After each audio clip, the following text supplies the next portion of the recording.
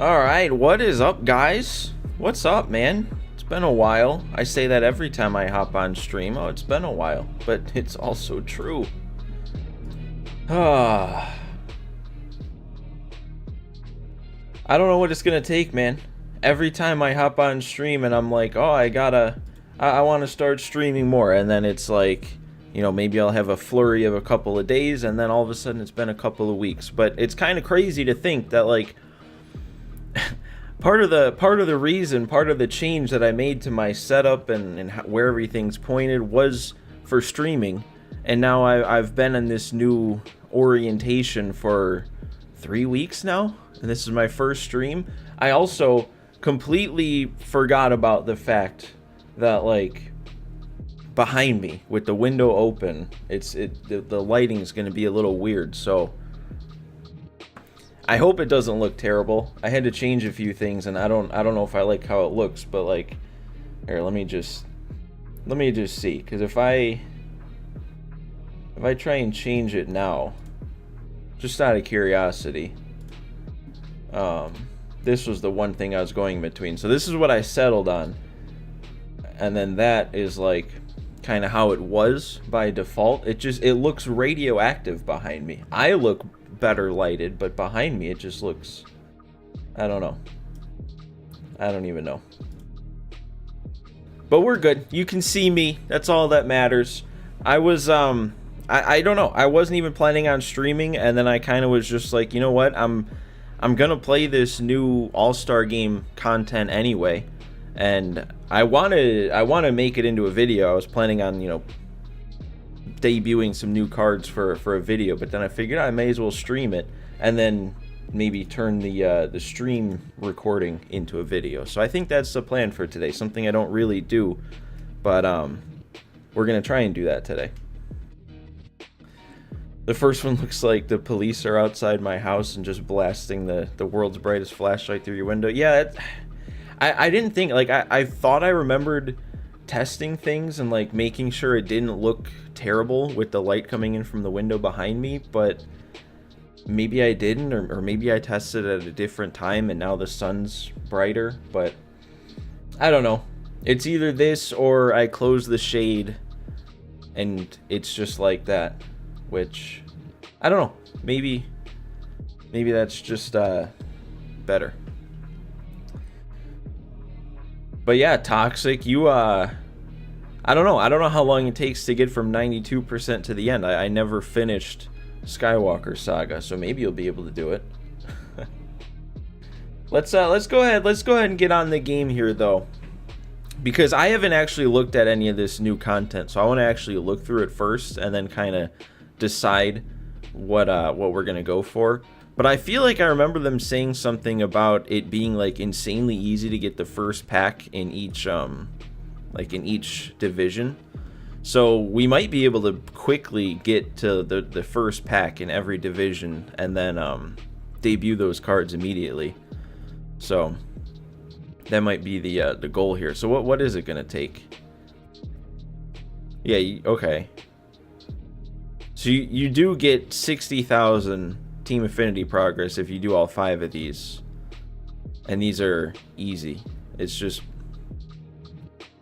well, I guess they're all a little different, but you can use any players from those teams, it seems like, and just get a few stats, and then that's that. So that might just be what I do then. I might just load up the team with cards, like one card from each team, until I get all those missions done. That might be how we start things off. I'm assuming that's just how it is for all of them. Yeah, I don't know why some are like why only 3 total bases with twins but 9 with royals. It doesn't make much sense. But it's also not like it's a crazy amount. There is also, okay, there's moments, there's conquest. I'm not seeing showdown though. Is there no showdown? There's always showdown. Well, there's probably no extreme showdown, but there's probably the normal showdown for vouchers. So I don't really plan on playing showdown. I just want to see what all is here, and yeah, There is Showdown against Scooble. Man, I'm looking at myself and I don't know if I like this lighting. Here, let me try something. I don't know. Turn up my lights here. I guess I look a little better. It's a little bright though. It's like looking into the sun. So yeah, I guess that's really all we do here. Is I'll just play all those easy missions. And yeah, we should be able to get these cards pretty quick here. I don't remember off the top of my head who all is in the packs, but I'm not going to go through and look at every single one, because if I get one of each, I'll just take one player from each and then build a team from there. I guess I could see what's actually in the program here. So just some equipment stuff. Your normal unlockable stuff. Alright, so nothing too exciting in the program. Yeah. Well, you might be the only one chatting, Toxic. Everyone else, you know, they're just here for the enjoyment. That's fine. I'll talk to you and I'll talk to myself. I'm plenty used to talking to myself. So what do I want to do? Why do I feel lost here? What else is in the game? It's the same Derby packs. They didn't come out with new packs? Okay. So it's the same Derby pack, but they came out with the new drop pack, a new chase pack guy. This Nolan Ryan could probably be good. New headliner. Any new White Sox in this pack? I doubt it. Nope.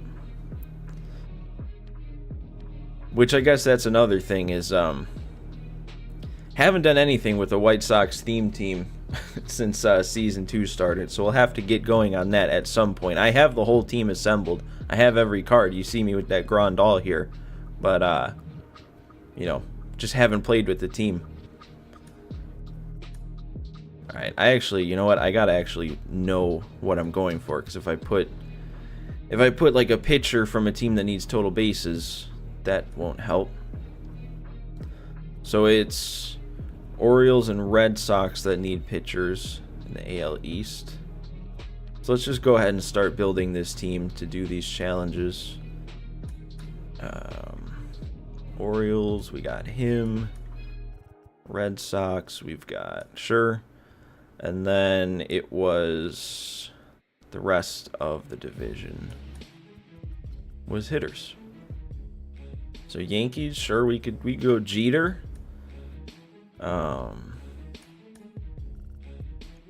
Rays, Pena, that works. And then the Jays, Bo Bichette. Actually, I already have Jeter, so that won't really work. I'll just move one of them to DH. Toxic, I feel like you said you beat Lego Star Wars or Skywalker Saga before. Did you? Or are you redoing it, or did you just not 100% it before? I'm too invested in your Lego Star Wars playthroughs here. That's the wrong tab. No. So this is like a brand new thing. All right, White Sox and Tigers need strikeouts. So that's pitchers for them.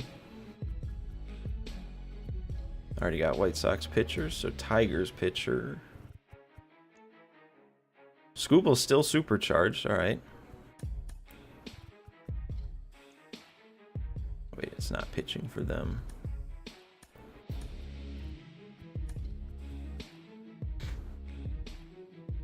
You just did the store. Okay, so you did, you know, beat the game, you just didn't 100% it. Got it.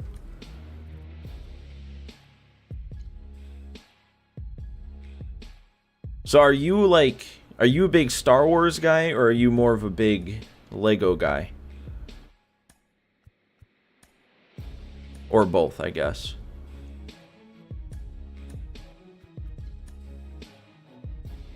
Alright, how many spots do we still have? I think 3. Both. So do you play any other Star Wars games?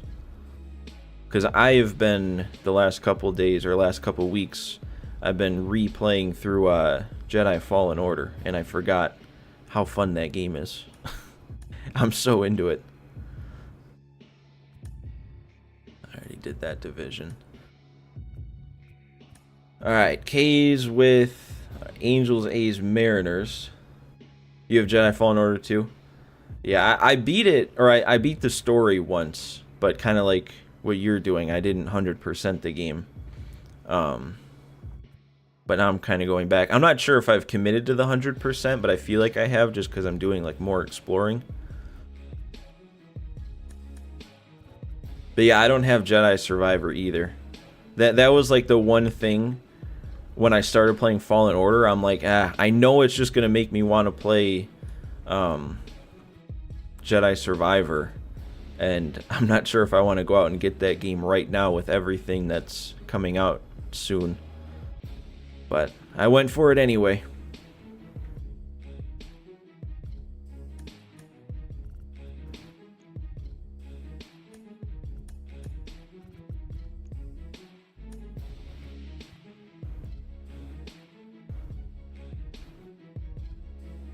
If I played don't play in story mode. No, I played it on I don't remember what I did the first time through, but I remember like having some trouble. But this time I decided, you know, I'm not going to get better at things unless I challenge myself, so I put it on the toughest difficulty. I forget what it's called. And I've done pretty good. Really, it cuts out parts of the story? I didn't know that. Well, I'm glad I never did that then.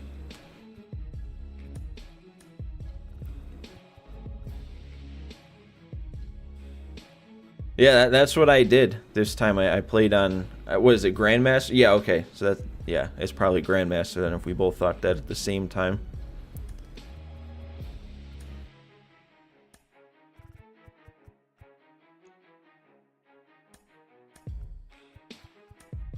Alright.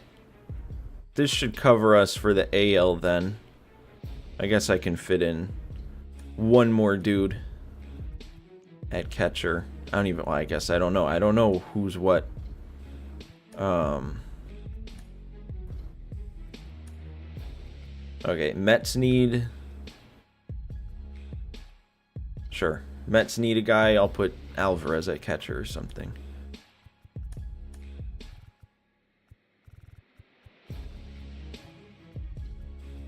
He's right there. I don't know why I went all the way to the Mets there. I saw him. Alright. I don't know what exactly the counts are for the stats that I need, but I'm just gonna... I don't know. Should I? It'd be more efficient if I knew exactly what I... You know what I could do? You know what I could do? Let me get my my MLB The Show companion app open, and then you can check programs on that, and then I can see while I'm playing what exactly I need with everybody. But we're just gonna go into some play versus CPU. I'll go home because we need strikeouts and stuff also.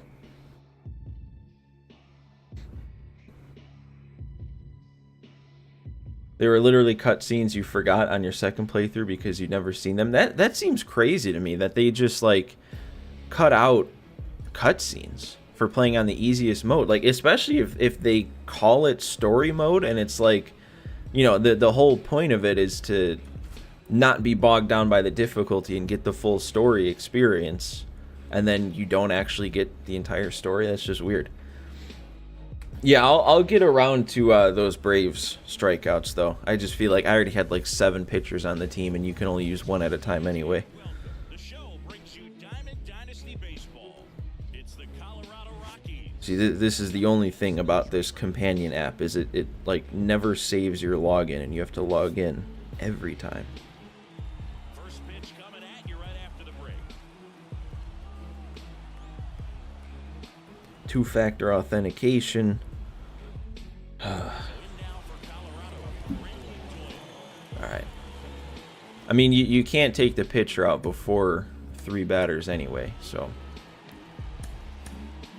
Stuck with him for 3 batters, regardless of how many strikeouts I get. It's a good way to start. Rookie CPU taking the pitch.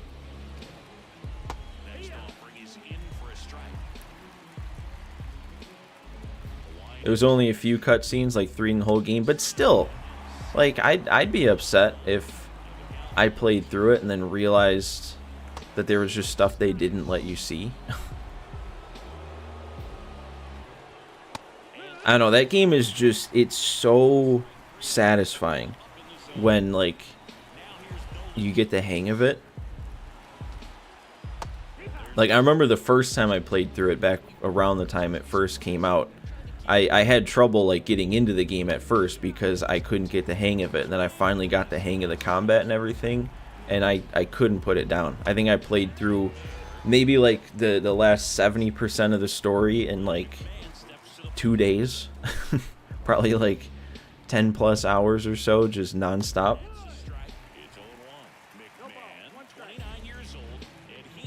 Jeff's here. I thought I saw a heart flying out of the corner of my eye. I'm glad it was actually there again, because last time I tried streaming, it just, like, the reaction thing wasn't there. And you were upset. I felt like I let you down. Alright, how many strikeouts do I need with the Tigers?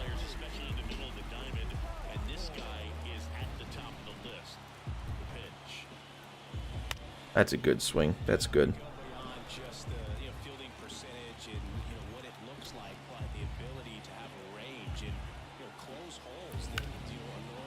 Okay, only one total base there. Tigers, I only needed 1 strikeout, so that's done. I just got a hit with Sizemore, right? So that actually does it. Okay. Only needed the 1 base with them. Hope I only needed 1 base with the Twins, because that seems to be all I'm getting. No, you needed 3. Alright.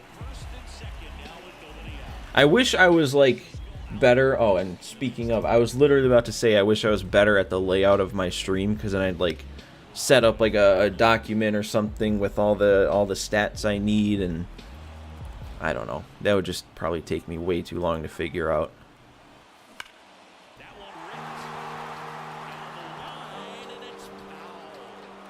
I feel like it was only 1 base I needed with the Mets, and I'm not even going to get that. Cool.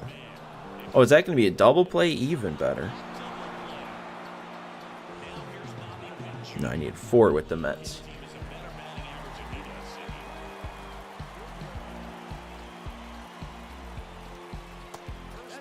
You're having so much trouble with Kef beer for some reason. You're gonna have to let me in on what that is, because I'm not. I don't know. I'm assuming that's a Star Wars thing. I haven't 100%ed Skywalker Saga, and it's been a long time since I've played it, so I'm a little rusty on some of the names probably. It's a planet. Okay, I assumed it had to be. It doesn't stand out to me as one of, like, the main planets. Is it like a new trilogy planet? Because if it's part of the Disney sequel trilogy, that would probably explain why it doesn't sound as familiar.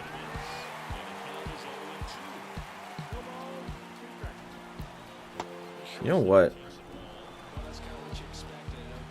Okay, never mind. I was gonna say, if I know how many strikeouts I need, what I could have done with Scooble was just get the 1 strikeout, walk the next 2 guys, and then bring in a different pitcher. But I need 4 with Mike Mussina. It's the one where the Death Star 2 crashed into the planet? So that would be from the original trilogy then, right? Because Death Star 2, that was Return of the Jedi, right? Oh, no. Yeah, okay. No, I know what you mean now. I know what you mean. That okay, yep. Is the one where she has the dagger that, like, tells her where to go. I remember that. It's all coming back to me now.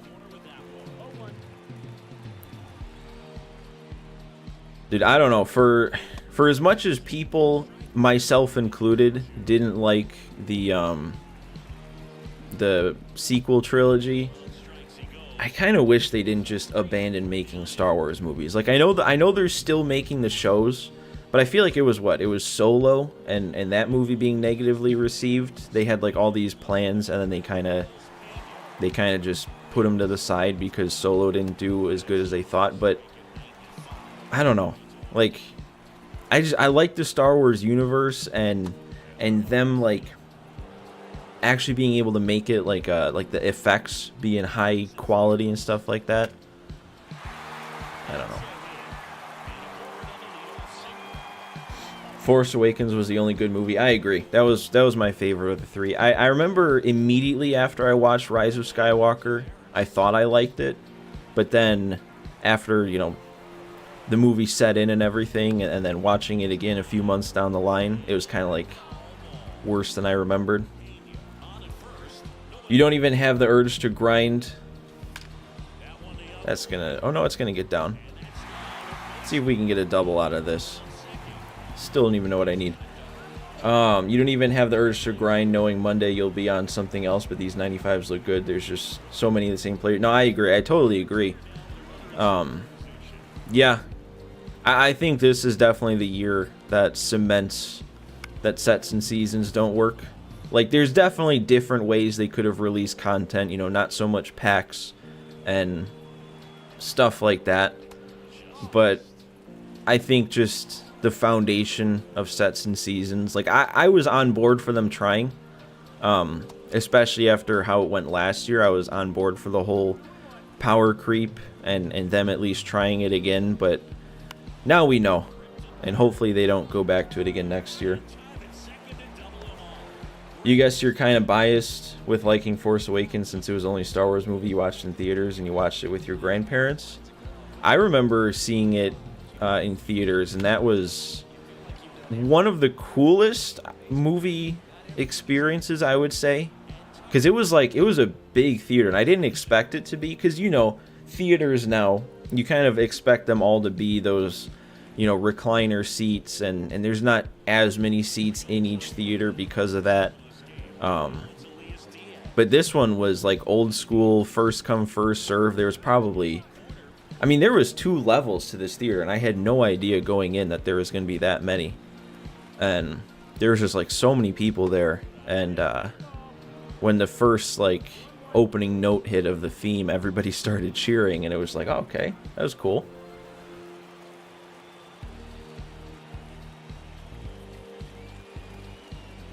I still think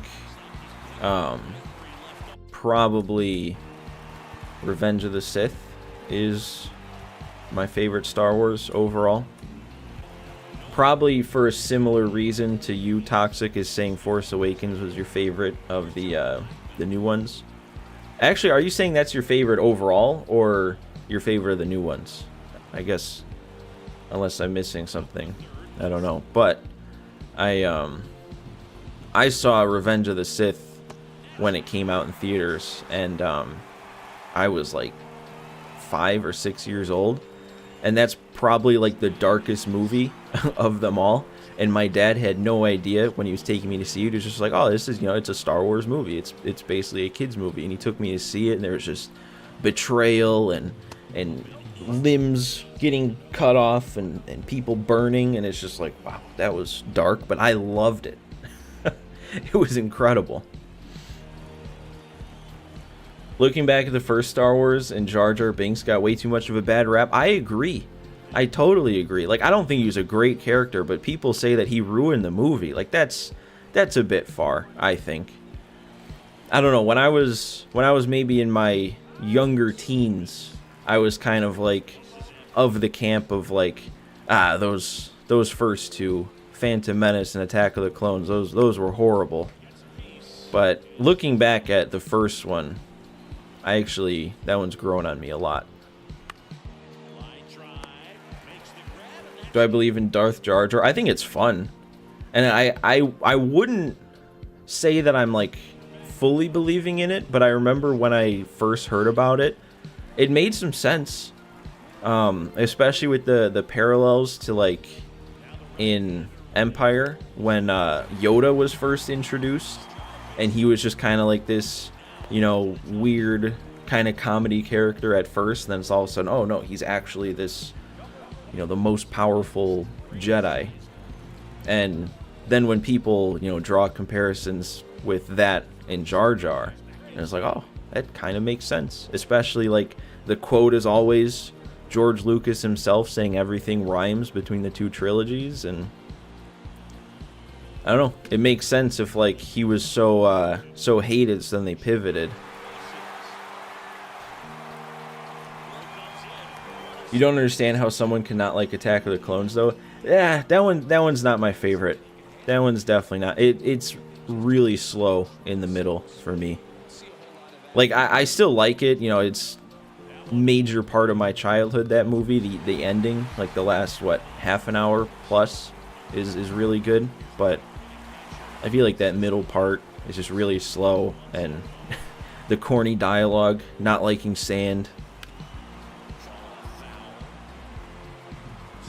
You enjoyed the comedy aspect of his character, and young Anakin became much more important to the character arc in the future.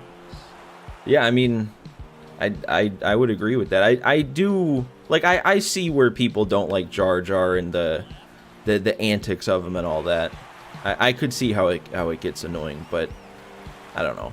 When people say it ruins not only that first movie but the first trilogy, that's a bit much. And I liked him as a kid, and if you think about it, that's probably why he was there. Is all I'm doing hitting singles when I need a bunch of total bases and getting thrown out at third?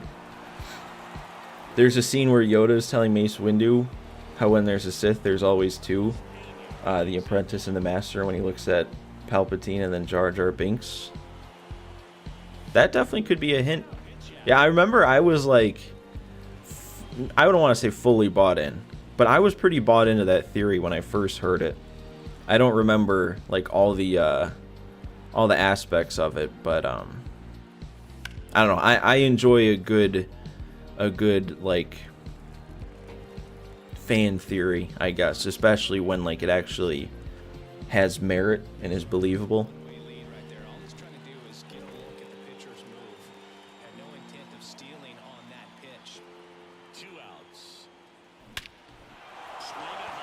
That should leave, right? Oh, actually, you know what? I keep doing this. I mention how I've been playing Jedi Fallen Order, and I keep switching back to MLB The Show and then realizing why I'm not hitting the ball hard. It's because my DualSense Edge, I have a custom like control profile for that game where my back right paddle is circle. So that's a contact swing, and I swing with the back right paddle in this game. So this whole time I've been contact swing and then wondering why I don't hit the ball hard. Alright, what do I need here with Nolan Ryan?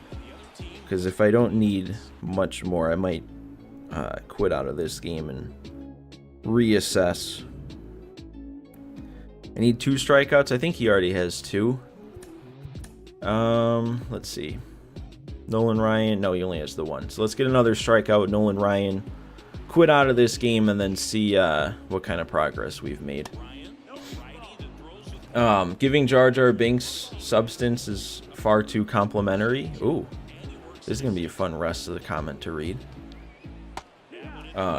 You think it was the beginning of the end of Star Wars, pandering with the child-focused characters and invented lore? I mean, all of Star Wars was always child-focused. When you look back at Return of the Jedi with the Ewoks, I know people didn't like that at the time, at least I think, but I don't know. Like, I definitely get what you're saying. I just don't know if I totally agree that it like ruined everything. You were a teenager when it came out, so it was around the time comedy was easy for you to appeal to. No, I don't know when the next roster update is, Hayden. I would have, you would think it was today, but guess not. You don't use your edge settings properly at all. You use default. Oh, there was one today? Yeah, I don't change like the stick settings or anything. I just kind of change the buttons sometimes. Just because like if there's two buttons that you would use the same thumb for, and they're you have to use them a lot, it's kind of nice with the edge to be able to set one of them to the back. Alright, so what all did I get here? Is this gonna be enough to show me here? I finished the Orioles, Rays, Guardians, Tigers, Angels.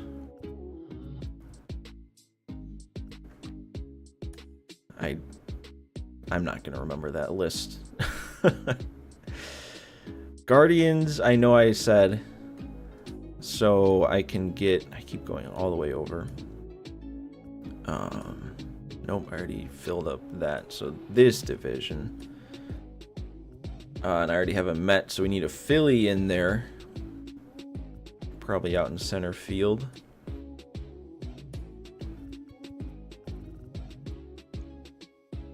Ooh. Yeah, we'll go Harper. Put him in center. Actually, no, we can do that.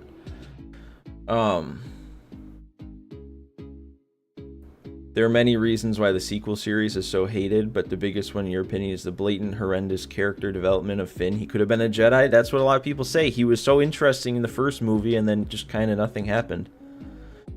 You don't think it ruined everything, but it did indicate a shift. The Ewoks weren't main characters. The C-3PO R2 comedy dynamic was silly, but there are so many things in Star Wars that exist just for a cash grab. I mean, yeah. I actually, I don't remember who said it, but I was just watching or listening to a thing recently where it was like the majority of like profit from these movies like Star Wars is more like the merchandise afterwards and the kids' toys and stuff. So they definitely have like business incentive to pander to a younger audience. It's just, it is a shame when it doesn't do it as great, so then the actual quality of like the movies or shows suffer. But if you buy into the Darth Jar Jar theory, then it makes more sense why he was as prominent in the first episode. So maybe a reason to look into that and buy into it. I don't know. I'm not that big on like believing fan theories and stuff like that. I definitely enjoy reading them. But I think if there's something that you can like develop as, what do they say, headcanon, and it like actually makes you enjoy things more, why not? Wait, it was K's with Phillies. Okay, so I completely missed that. Don't need Harper, I need a national.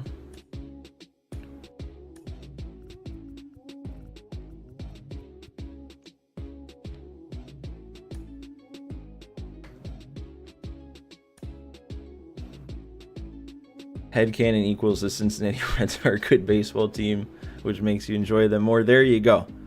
I say the same thing about the Chicago White Sox. They are an incredible organization.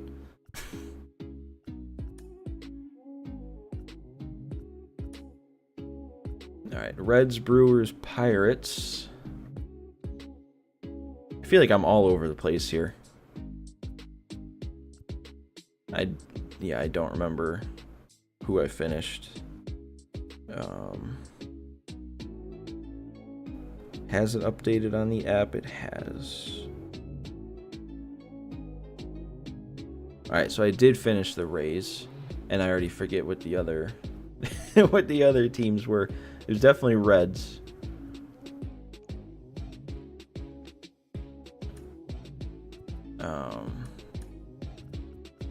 Was it Brewers, Pirates? Was it those three in a row? I think it was.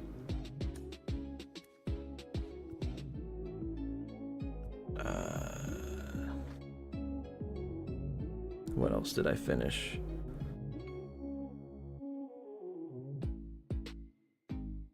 Okay, nothing. I still need Royals and Twins.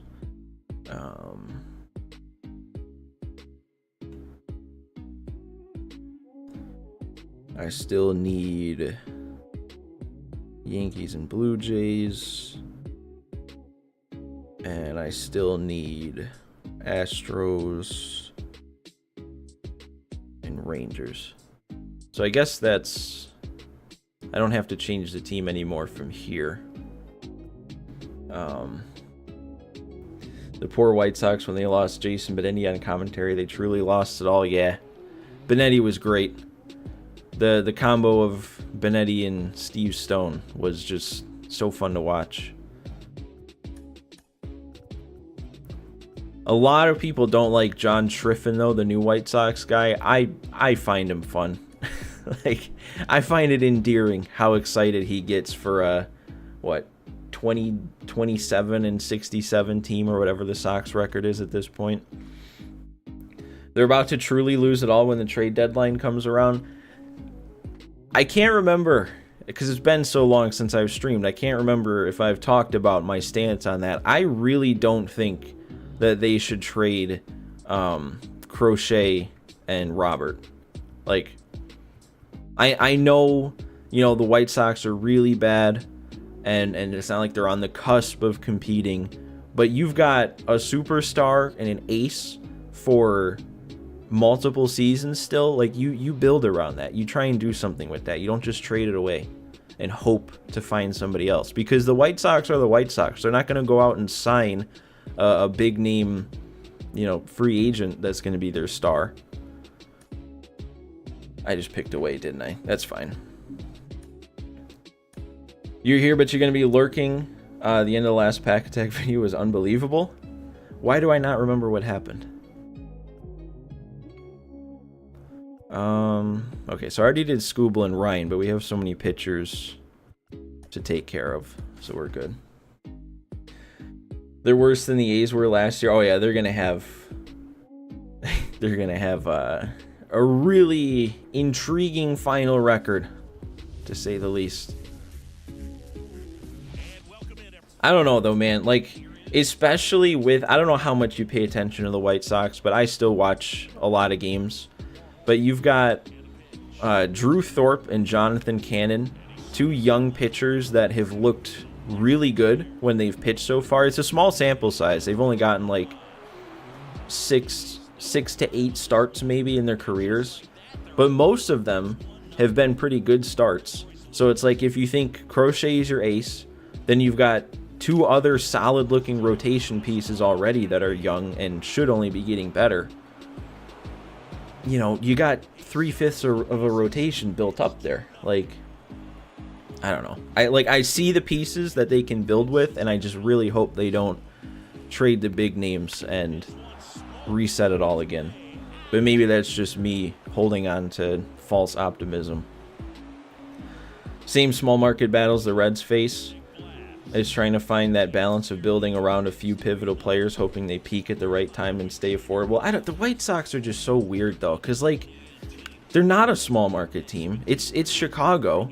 They also, like, they don't not spend money. They just don't spend money on one player.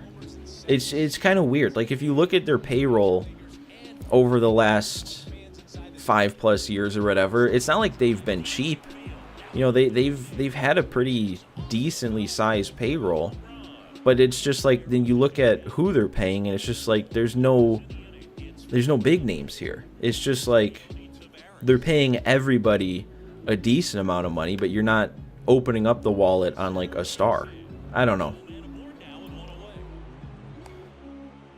Also, by the way, Patrick, I just feel like I have to mention, since you're a Reds fan, was it like 5 years ago I went to a Reds game at Great American?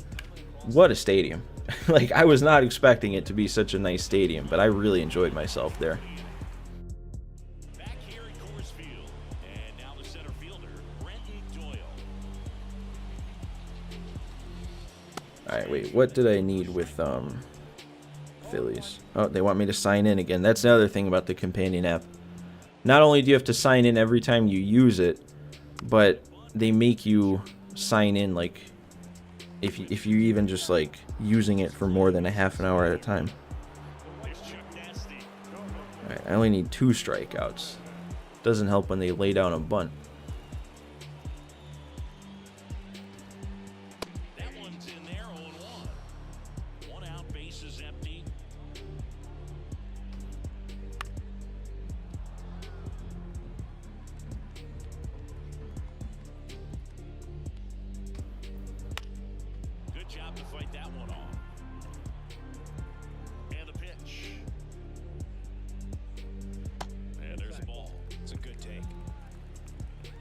Man, have I already been streaming for over 40 minutes?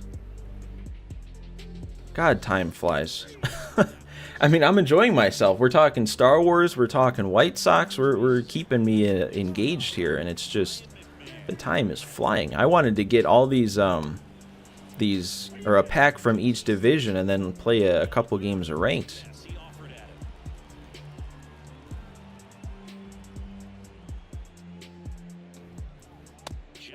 You work down there doing security for the first 3 seasons when that stadium opened. I should head back soon if you get the chance. The entire area by the River Stadium has changed a ton. Really? Because, yeah, it was just 2019, so 5 years ago when I was there.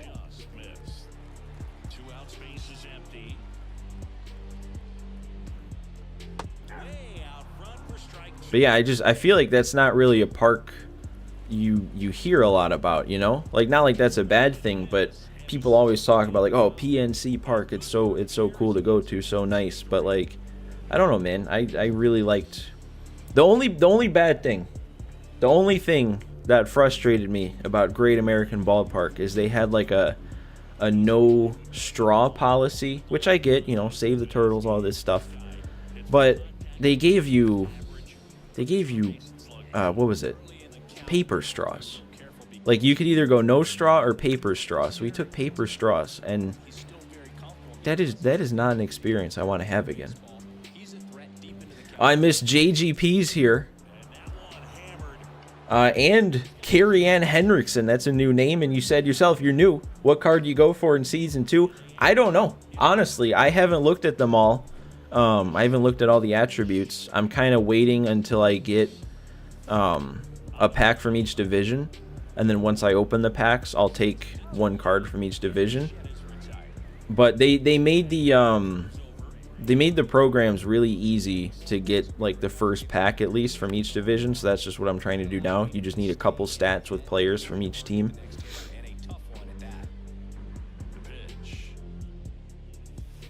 Oh, there we go. The fact that Kef Beer has like 6 Kyber bricks left and you've been going for 45 minutes is not good. Does not look good. You got this, Toxic. You got it. They blocked off all the streets, so it's open alcohol. Like 5 square blocks of restaurants and whatnot. That's interesting. I don't remember too much of the outside, like, going into the stadium. I do remember that it was... No, I don't know. I don't remember what I remember now.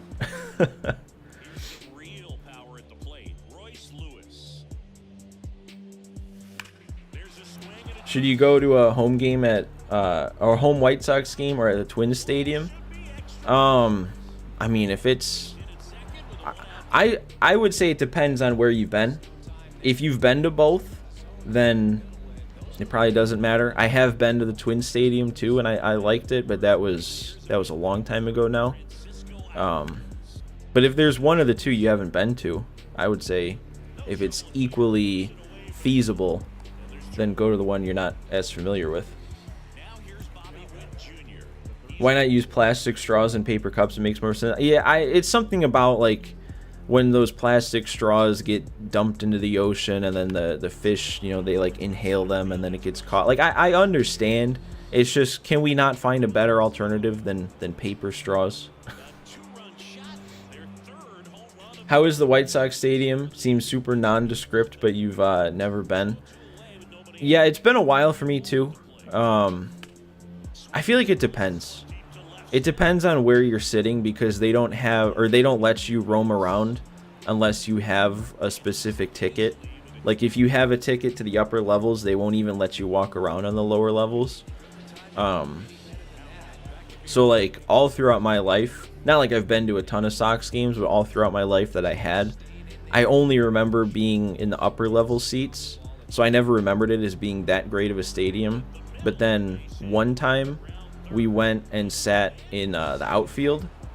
So that was technically a lower level seat, and you were able to walk around the lower level, the outfield concourse. And that was like a totally different experience. So, like, in a good way.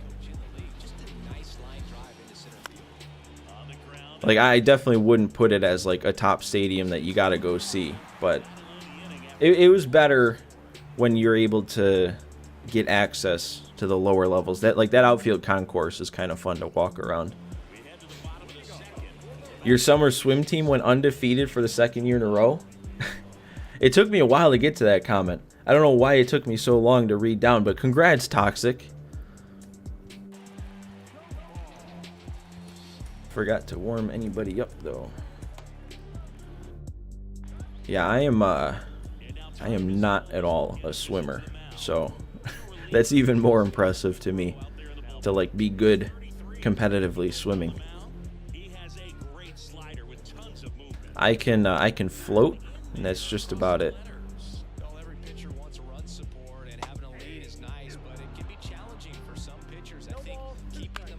Nope, don't catch that. We need strikeouts. What do I need? I forget what I need with the White Sox strikeout. I also had a lot of offense go on so far, so we probably have finished a bunch of total base things. I don't know, they don't like update on the app. They don't update your progress in the middle of a game. You have to finish the game in order for it to count.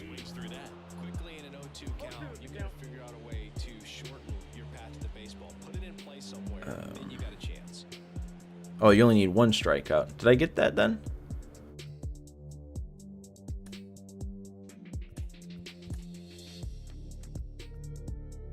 Yeah, okay, I got one with Thorpe. So yeah, I'm gonna go ahead and walk these next two guys so I can take them out and then bring in the Red Sox. That's what you remember of old Riverfront Stadium in Cincinnati. Only ever sat in the upper deck as a kid, so you don't remember what much. You really want to catch a Brewers game in Milwaukee? Now that's a nice stadium. I've been there. How many times have I been there? It's either 4 or 5 times I've been up to a game there. It doesn't matter. It doesn't matter if it's been 4 or 5 times, but now I'm trying to rack my brain. I don't know. 4 or 5 times though, either way. And every time it's really nice. Like it's for me at least, it's easy to get to. It's almost just as easy to get to a Brewers game as it is like a White Sox game. Even with me living in Illinois, it's not a long drive. But yeah, like the stadium parking is easy. Stadium itself inside is really nice. It helps that for a while I considered myself primarily a Brewers fan. Man, I only need one strikeout with the Red Sox also. Okay, I might just do the same thing then. Get Mason Miller in the game. We don't care if we give up a run or a run. And I only need one strikeout with Miller also. Okay, that'll work out perfect then.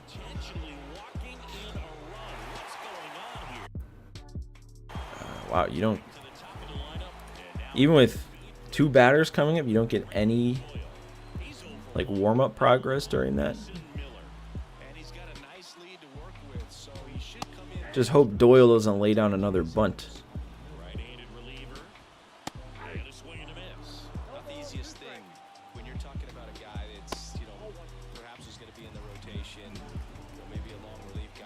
Here we go. All right.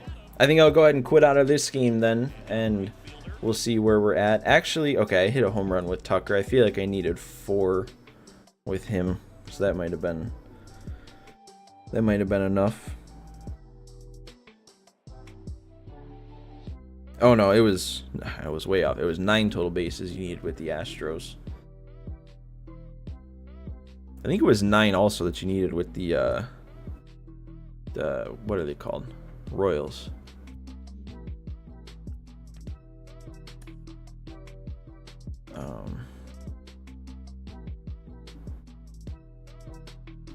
I don't know what a better way to do this is. Look at the app and stay on this screen, or bounce back and forth. You guys want to see though. You guys want to see my progress, so I should probably bounce back and forth over here. So I need the Braves and Marlins strikeout, so we'll go ahead and throw a couple pitchers on the team. I think all these pitchers I'm done with now, so I can completely reset. So Braves. Oh, it's because I have this Chris Sale, and I'm like, where's Chris Sale? Yeah, I want to use Sale instead. Could just use that Matzik, but no. Marlins, sure. Sandy works.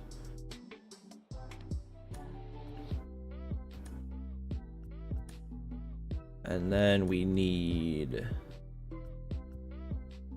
Wow, really? I didn't... Or maybe, okay, I didn't put those guys in. That would do it.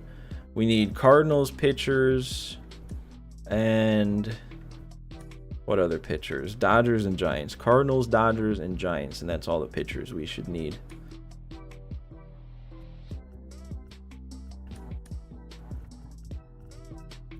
All right, Cardinals, Dodgers,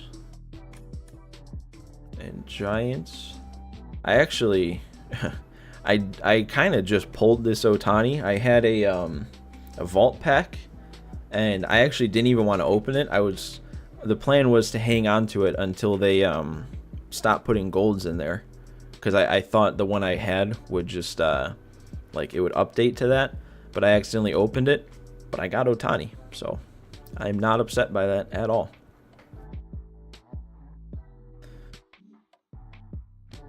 Alright, do I have any of these done yet? I keep going to the wrong tab here, man. Come on. Navigate better. Closest I am is with AL Central, and we just need 4 more Royals total bases.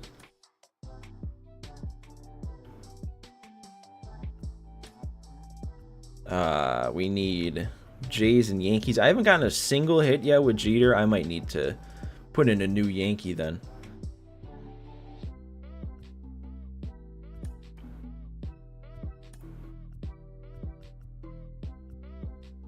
Oh, I missed the Mariners strikeouts. Okay, so I need 1 strikeout with... I think I had Munoz in there already.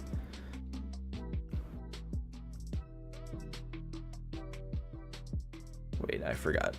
We're still... this division. I did get the Mets done. And Nationals.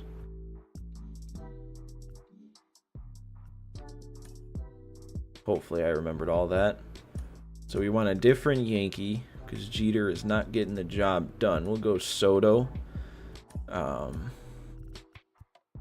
we just need all the teams that I don't have pitchers from. I think Giants was a team I had pitchers from. So Padres. Sure. Jackson Merrill should work there. I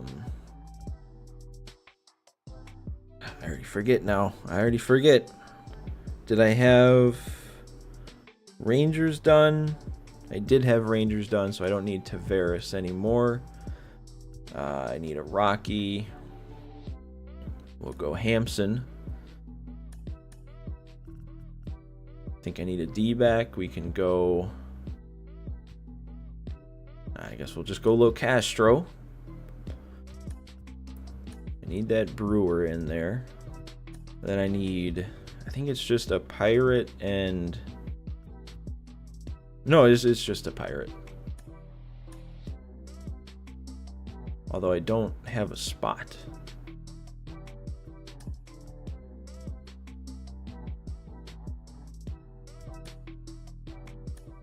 You know, I'll just... I'll bring in some new catchers on the bench, and then we can, like, when we have a chance to hit with the catcher, I'll try and remember to bring in McCutchen and then sub back in a different catcher afterwards.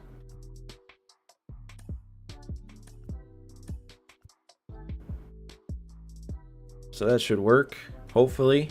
I think I have everything covered here. I think if I get everything done then with this team, I should be ready to go, right? Hopefully there's nothing I'm missing. I'm just going to go ahead and start Munoz to make sure that I don't forget about him.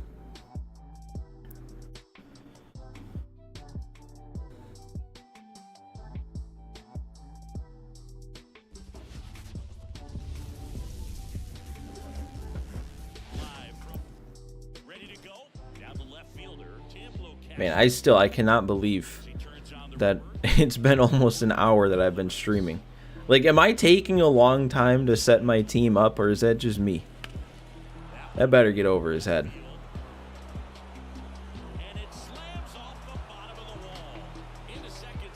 Let me just make sure we don't randomly need like a stolen base or something. Nope, and I should have finished the D-backs with that one. You only need 2 total bases.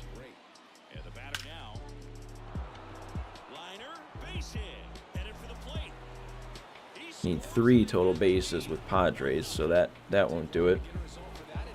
You finally finished the planet, Toxic? Nice. Ooh. And I forgot, wait, I was supposed to... I knew I'd forget that. I just didn't think I'd actually forget it that early. I was supposed to bring in McCutcheon to hit there because we didn't have anything left for Alvarez to do. And that doesn't help. I still need a bunch of total bases with Royals. Oh, a 4-batter inning? Come on. Or was it 5? I don't even know.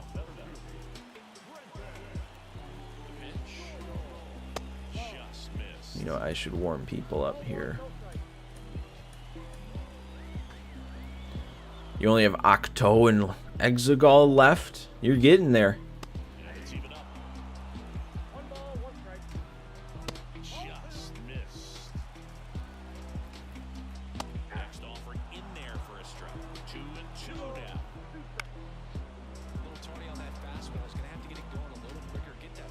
No. Why does Brenton Doyle not strike out? He bunts or he makes contact like that.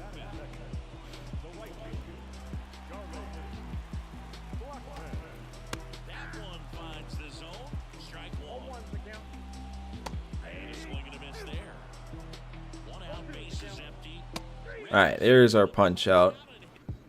Now I'll do the walking thing again. Because I only needed the 1. I guess I should make sure before I take him out of the game, but I'm pretty sure I only needed the 1. Yep, just the 1. Alright. We'll go Shohei then.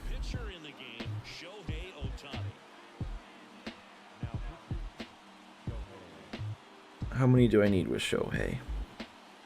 Oh, it's just the 1 with Shohei also.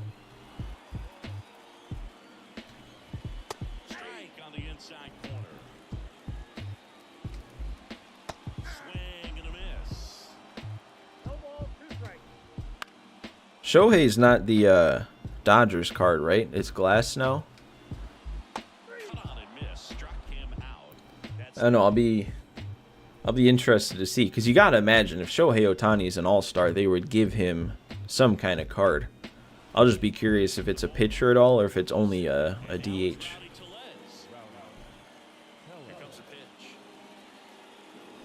That helps. I think that finishes the Brewers.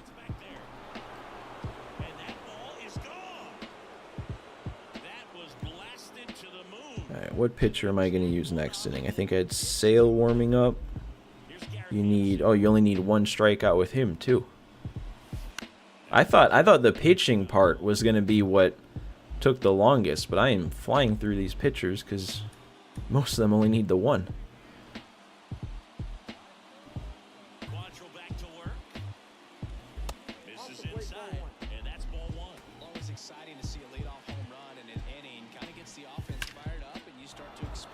Okay.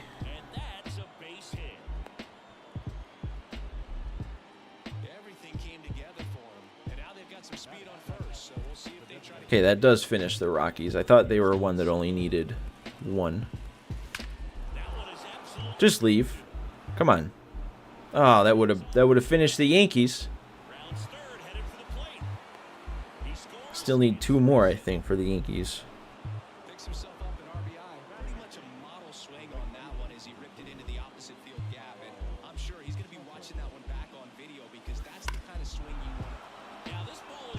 That's not going to do anything either. Nope.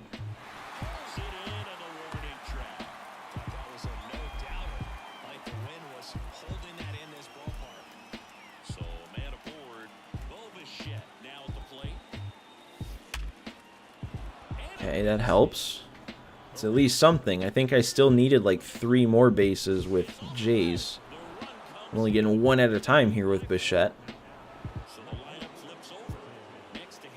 Wait, Lucastro was done, so I can just... Hang on. I can just bring in McCutcheon for him now.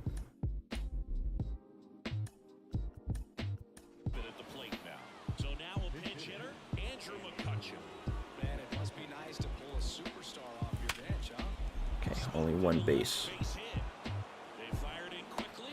You never know, though. That might be all I need. Nope, you need 2. Of course you need 2.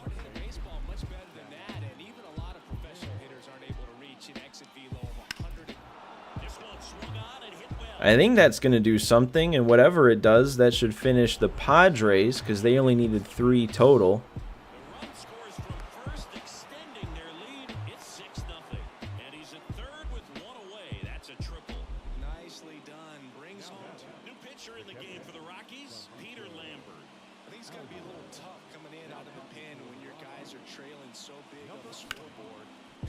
Didn't need anything with him anymore. So I still need... Oh, I think I forgot to put in a Cubs pitcher. So I didn't quite have everything ready to go for this team. We are live, Rob. We are grinding through this new content. I almost accidentally slipped up and called it nice content. We don't know if it's nice content yet.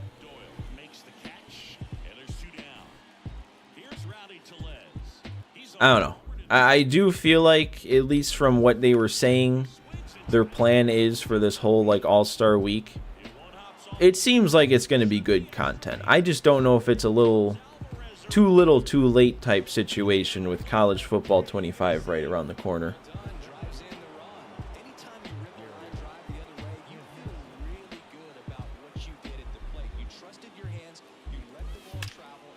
I don't think I needed anything with him either anymore. Okay, but I do with the next 3 up, so I don't need to run into an out yet with Hampson. If Soto gets a double, that'll finish the Yankees.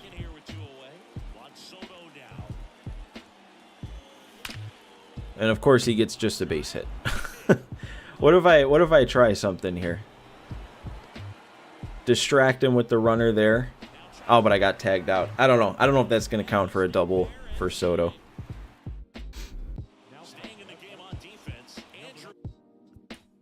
Alright, so I have Sale ready to go. He only needs the 1, and then it was Sandy that I also have warming up. He only needs 1. Alright. Speaking of college football 25, which console am I going to be playing it on? It'll be PS5. It's the only next gen console I have.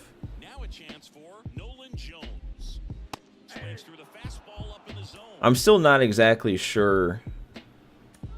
I don't know, man. I have not posted anything on a game that's not MLB The Show since like 2019. So I'm still not exactly sure what I want to do with it. I don't have any plans to pre-order it and get like the early access and all that. So I probably won't be playing it until like the actual like full release day. And I kind of want to get it physically on a disc, cuz like I bought the disc version of the PS5 way back when it first came out, and I still have never bought a PlayStation 5 game on disc. I've been buying them all digitally. But I've kind of recently gotten into the idea of like physical game collecting and all that. So with that in mind, it kind of makes me want to get the game physically, and I feel like that'd be kind of cool. You know, my first physical PS5 game being one of the most anticipated games in a long time. That was all I needed was Sandy, so we can move on to the next one. You know what, actually, I had Sonny Gray warming up, but I don't think that would help, because this is saying he needs 2, but the Giants guy, I think, only needs 1.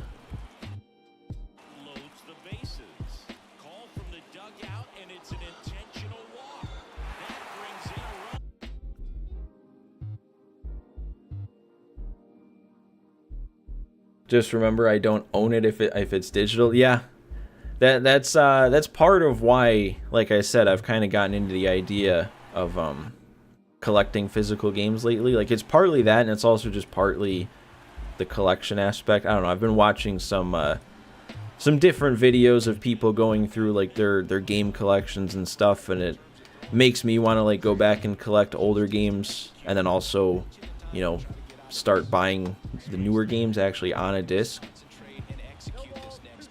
I don't know, just with the way that it works now, there's not really any advantage other than, like you said, actually like owning it. But there's not really an advantage to having the disc in terms of how it plays. Like, I'm pretty sure all it does is just like, the disc is almost just like a key instead of actually reading anything off the disc while you're playing. I'm pretty sure it just like downloads the whole thing when you get the disc. But I don't know. It's still something to actually have. There's a swing and a drive.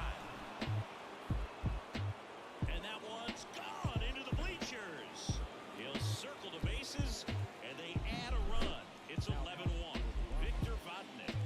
All right, you know what? That was...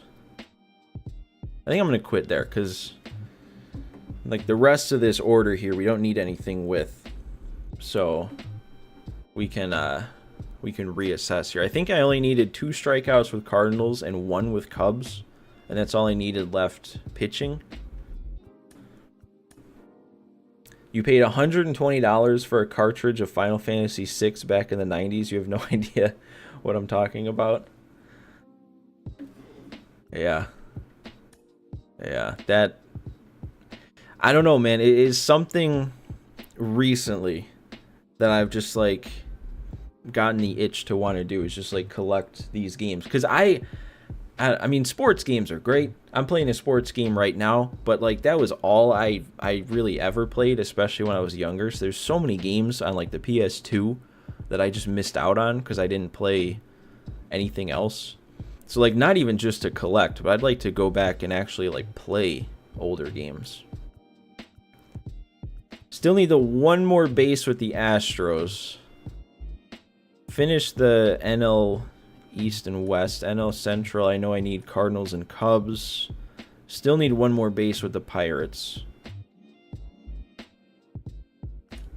And then this is probably just Royals. And I think the other one would just be Yankees. Yep, alright. So we need to add a Cubs pitcher, and then I think I have everything covered.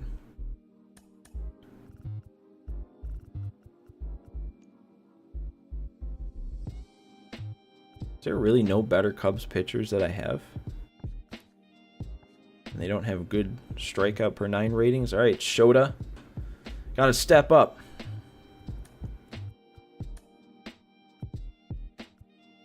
So I needed Astros, so I can move him up in the order. Needed Royals. I think that was it. Oh, and Yankees. But then after that, I'm just going to add a couple more Royals to make sure I get it, because I think I still needed like 4. So yeah, sure.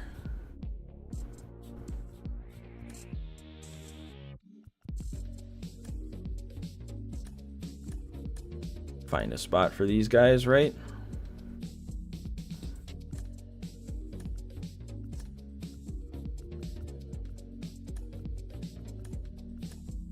Oh wait, I also needed McCutcheon for the Pirates. Alright, so I think I need... Oh, and I forgot. I don't need Alvarez that high up. So I think that's all I need then. I need 1 base with Tucker, McCutcheon, and Soto, and then 4 between all these Royals, and then I need 2 strikeouts with Sonny Gray, 1 with Shota, and I think we have everything covered then. And then we can actually play.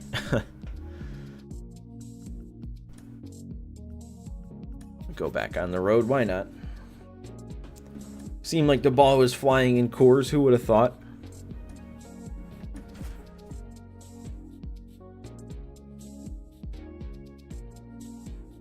If I buy the disc version of the PS5, Can I still buy games digitally? You don't have any next gen consoles yet? Yeah, you can buy digital games.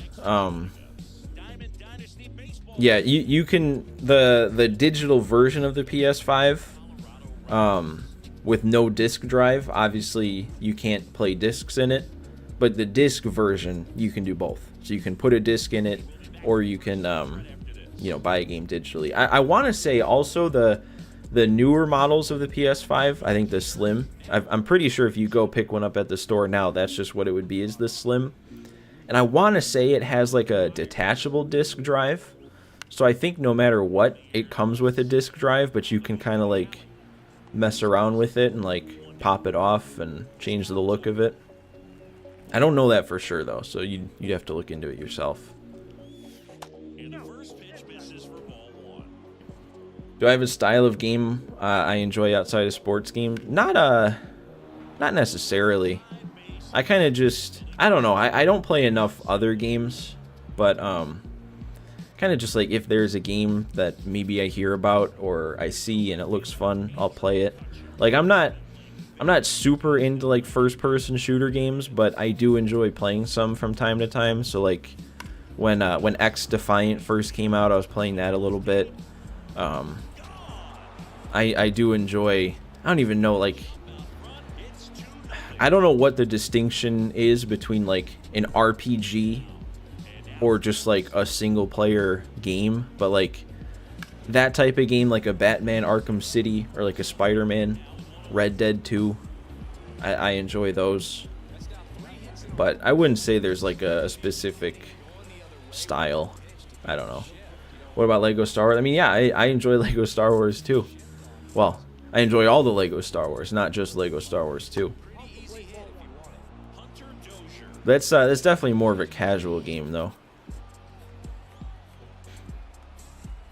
I don't know if you were here, Patrick, but earlier in the stream I was talking about how I've recently been going back and playing through Jedi Fallen Order on my own. So I don't even know what style of game that would fall under. And I know it's like a single player thing. I don't know if like Souls-like is a type of game, but I think it kind of has like some Dark Souls elements to it. So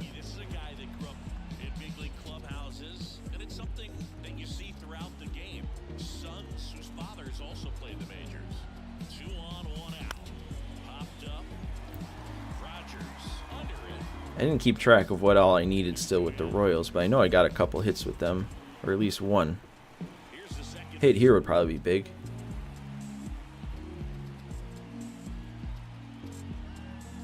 I think probably, oh, that might do it with the Royals actually. I think probably the game that I've put the most hours into outside of any sports game is probably GTA 5. Would that be the PS5 Pro that I'm talking about? No, that's not out yet. There's, I don't want to be too confusing, so maybe I should. Yeah. I'm pretty sure what's out right now on the shelves is, it might just be called the PS5. But a lot of people call it the PS5 Slim. But no, the Pro's not out yet. And as far as I'm aware, it hasn't been announced yet either. But I know people think it's going to be coming out like by the end of the year.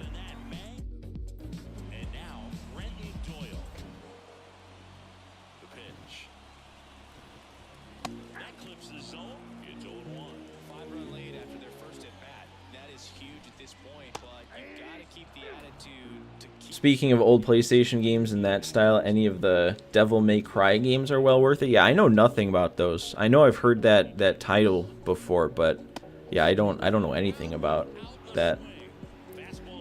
Oh, taking the big turn on the bike. Yeah, I guess I didn't even describe what I'm doing there, but yeah, I don't think there was any more total base stuff I needed, so just go ahead and make that last out quick and move on to the pitching aspect.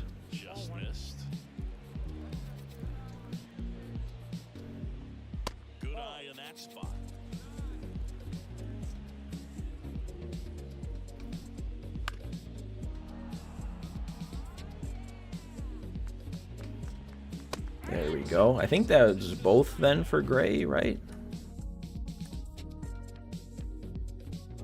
Yep. All right. So then we'll walk McMahon. Bring in Shota. And I think once we get a strikeout with him, that's all we need. And I didn't warm up Shota. I warmed up the wrong guy. I warmed up Vita. How does that happen? It's okay. Doesn't really make a difference.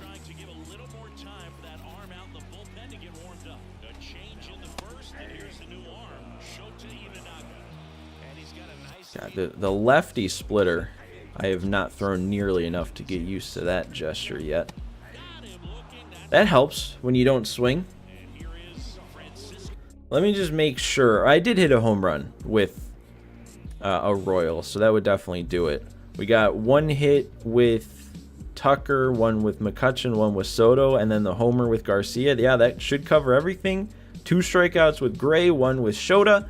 So I think we're done. They are both lefties, but I don't know. I mean, on that screen, all I saw was the name, so I don't know how I accidentally warmed up Vita.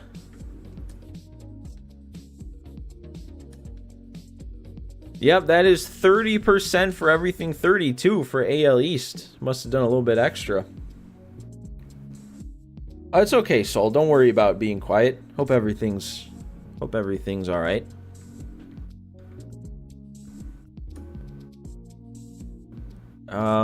So yeah, we're good. Yeah, so we should have everything then in the inventory.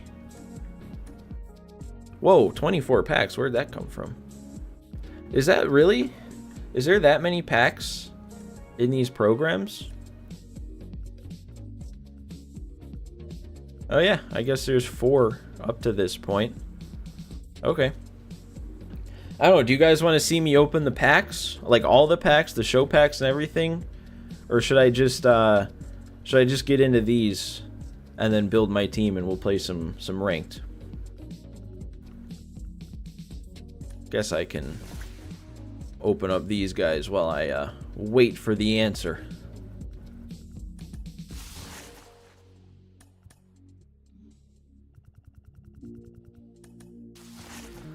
Follow my heart. Well, that doesn't help.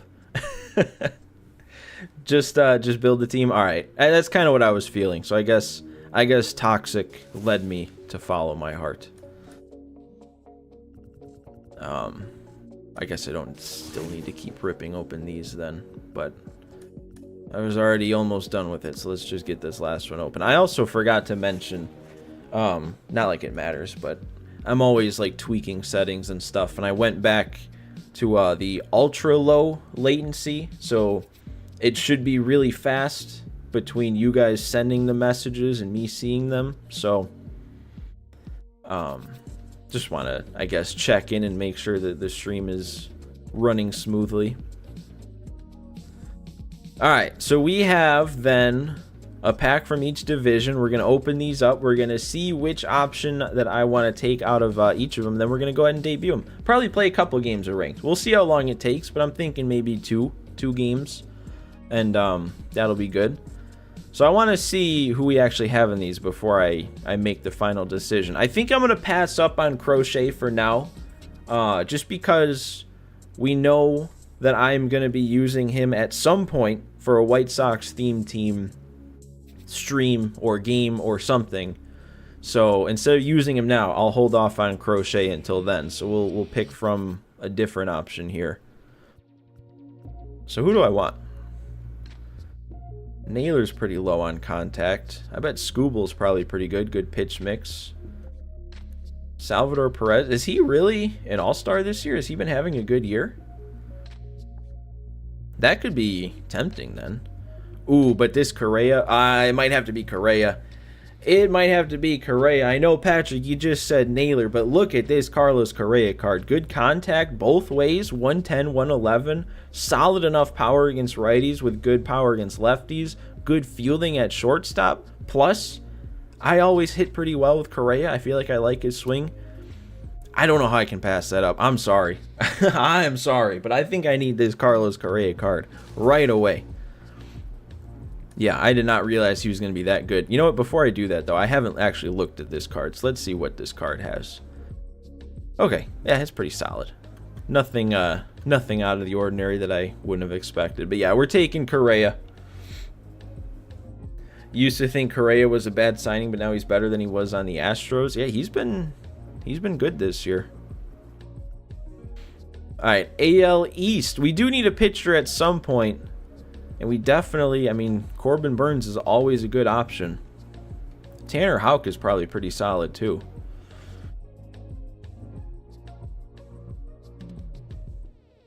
Dylan, you didn't get notified? It's been what, hour 20 according to my timer that I can see. This Soto's actually not as good as I would have expected, especially with what we saw out of that Correa card. That would have probably been the one thing keeping me from taking a pitcher. I might do Burnes. I might take Corbin Burnes here, even with the little bit lower Ks per 9. He's got that good pitch mix, break outlier, good hits per 9, really good clutch.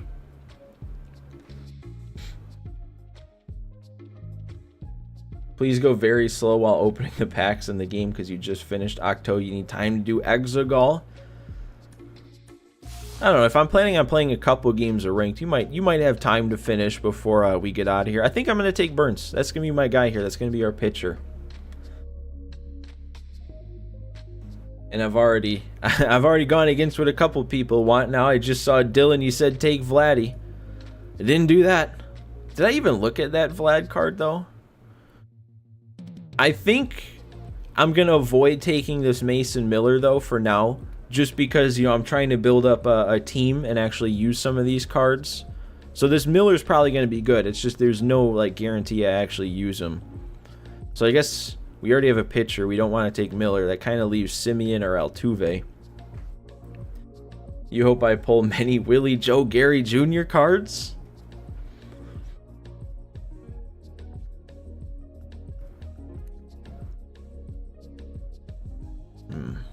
Do I take Altuve? Do I take a former Astro and a current Astro?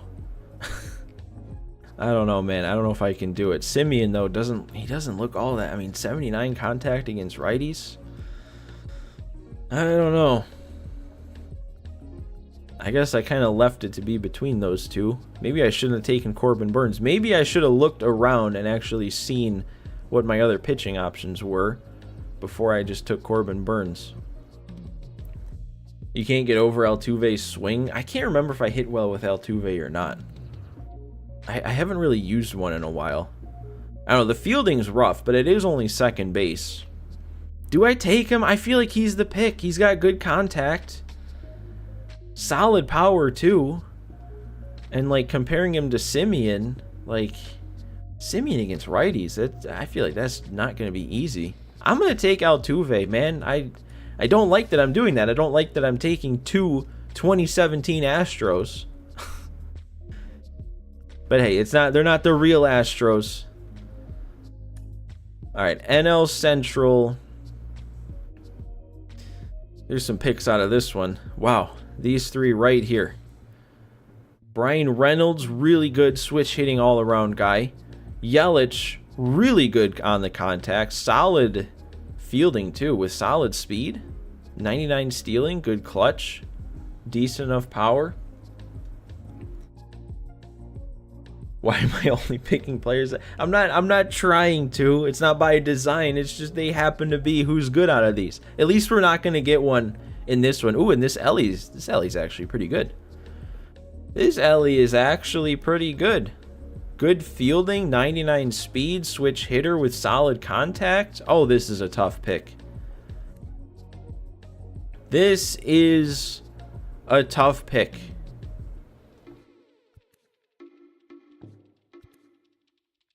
You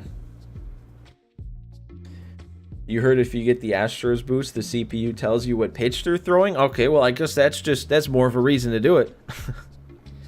Does it come in the form of like a loud thudding noise? Get that Ellie to offset Altuve's ugliness at second. We would have to put him in a secondary Or we'd have to put somebody in a secondary, because I already have Correa. You know what? Actually, maybe I should take a glance at these other two, because if we take Ellie, we pretty much fill out the infield. And then we need outfielders. But Yelich is a good outfielder, so... Yeah, because we got Abrams in this one.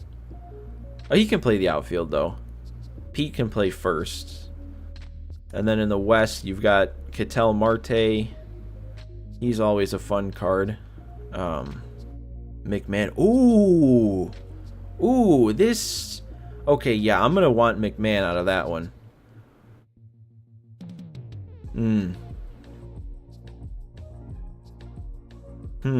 Yeah. I think if I want McMahon out of this one, I shouldn't take Ellie. I should probably take Yelly to get an outfielder. And then this one can go to, I don't know, Pete. Either Pete or Abrams, because Abrams could play the outfield. Although I'm not blown away by this card. I'm not really blown away by Pete either. And then yeah, McMahon. So I'm gonna take Yelich. And we know we have him in the outfield, and then I know I want to take McMahon, so I'll just go ahead and take him now. And then we have a decision to make on the last pack. It's going to be between Pete and Abrams. Who do we want to see? Who do we want to see between Pete and CJ Abrams? Because I honestly don't know who I want to see more. I mean, we kind of have a bit of a connection to CJ Abrams with the Nationals March to October last year. I just realized also I'm like covering up the speed on everybody. But Abrams only has 81, so it's not like he's ridiculously fast or anything. It's also like his contact isn't like insanely good either. Patrick wants Pete just for 500-foot dingers. Okay, maybe I'll take Pete and make sure I hit a 500-foot home run. In online modes, like ranked to international players play better when there's multiple from the same country. Not inherently, but there's a whole system in the game with like specific card types that are captains.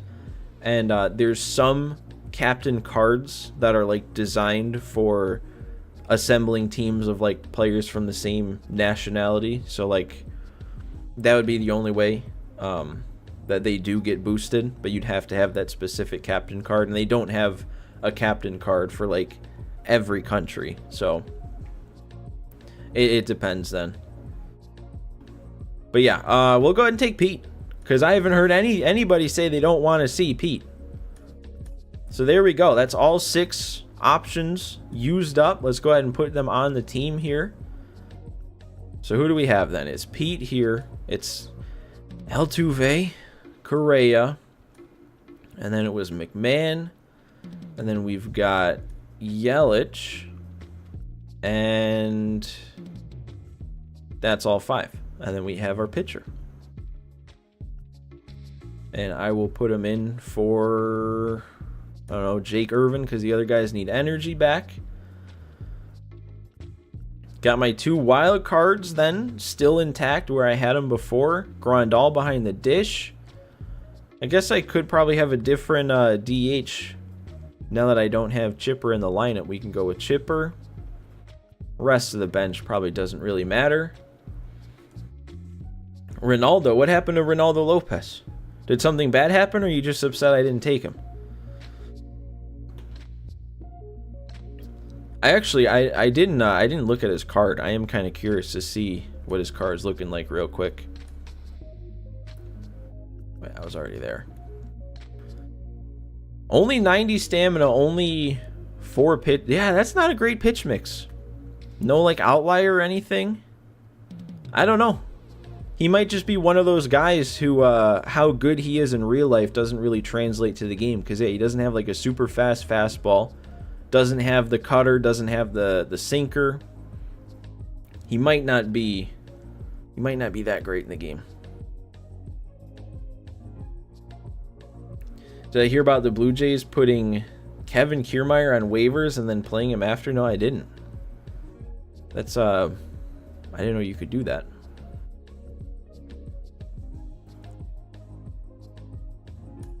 All right, let me adjust this lineup. We want our new guys at the top of the order here.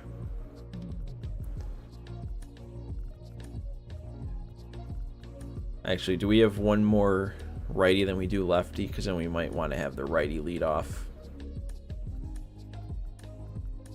There we go.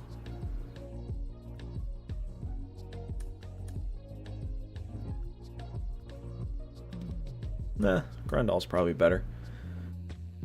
All right, I think this is then going to be the team that we throw out there with Corbin Burnes on the mound. I also just realized that I did say I wanted to play multiple games, but we only have the one pitcher for it.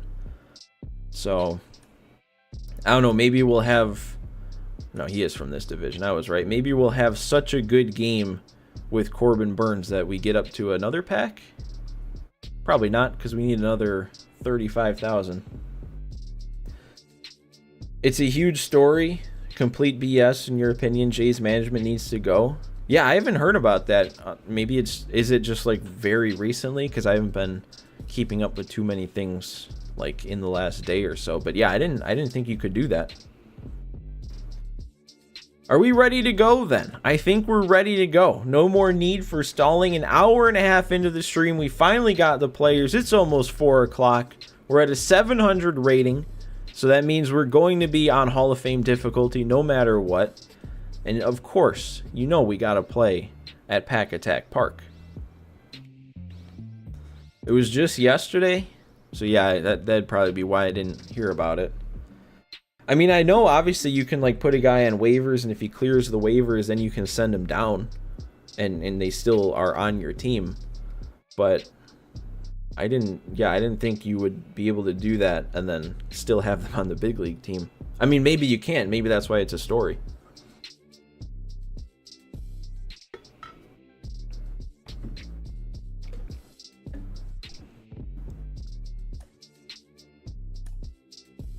All right. I am, against my better judgment, kind of excited to play this game right now. I'm actually kind of excited to use these new cards. We're facing one of the new cards also, and he's boosted. Hello, baseball fans, and welcome. We've got Diamond Dynasty Baseball tonight. It's the Smokies going up against the Dreamers. He must be watching the whole cinematic and I skipped it. Who's the captain that's like anti-speed in season 1? I'm pretty sure it was Nolan Arenado. He doesn't take away speed. It was just you need cards that don't have much speed. Is he gonna friendly quit me? Okay, fine. I usually accept the friendlies if they're offered right away. If we had already started playing, that's when I don't accept them anymore. But if you're gonna offer right away, that's when I'll go ahead and use it. Gotta use that. I have no speed. I actually didn't think about that. Do I have enough low speed guys to do that? Probably not. Yeah, I don't have much speed, but I also don't have slow enough speed for that captain to actually work. 'Cause I think they needed to be 44 speed or lower. We got a lot of like 50 speed guys.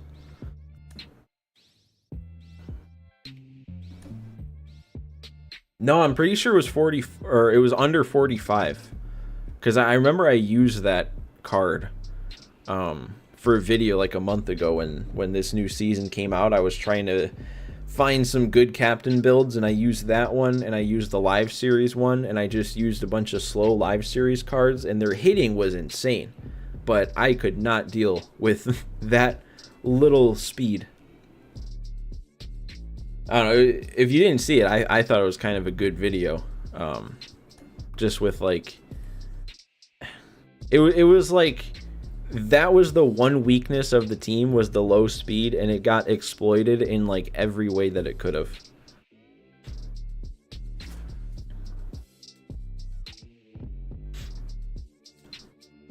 Alright, let's try again. Of course we're on the road this time. This dude does not have that great of a team.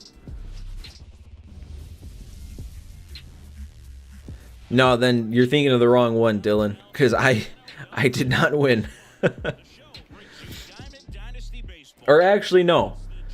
I did get an early quit win, but I was losing at that point in the game, and my opponent must have just like lost internet connection or something. So like technically I got an early quit win, but it did not feel like it.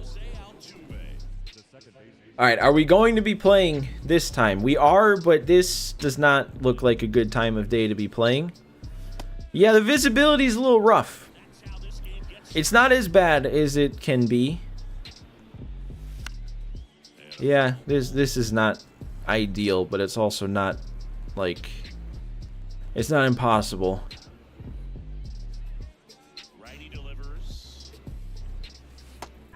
Well, maybe it's worse than I thought, because I just missed a hanging slurve right down the middle.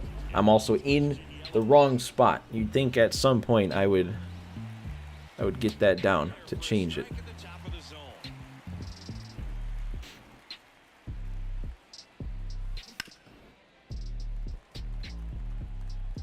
You don't think you've ever played the pitcher that I'm facing? Yeah, he doesn't look familiar to me either. Dude, he is doing nothing but throwing strikes, and I don't even know what my issue is. Like, it's partly that I can't see, but he's also kind of like perfectly placing a lot of these pitches. Hang on a second, guys. Did I play a little bit too much on rookie to unlock these cards? Nope, pitcher wall got me there. All right. Rough first inning.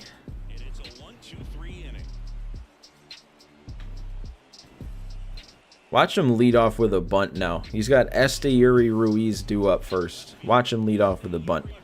I'm not going to adjust the defense yet, but just watch him do it. Well, he's not doing it on the first pitch. Got to get there. Yeah, we got a good break on that. Mookie's there.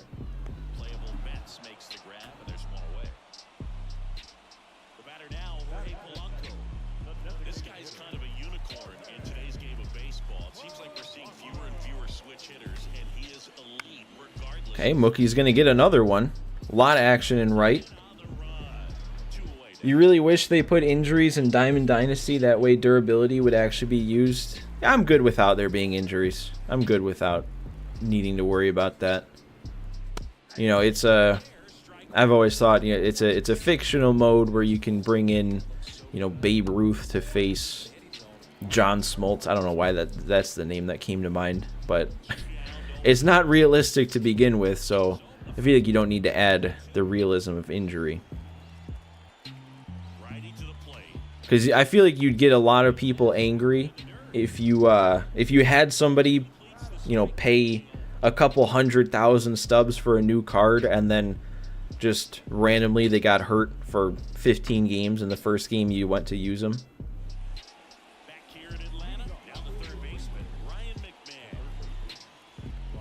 I do think, though, it could be kind of cool if they introduced a new game mode where it's like almost like a season type thing. That could then be cool to have injuries, or even if not injuries, just like a fatigue system where a player might start to play worse if they've played too many games in a row, so you got to sit them down. Then the durability could matter. When am I going to make a good swing? Probably as soon as the shadows cover up the batter's eye. Pack attack game mode, yeah.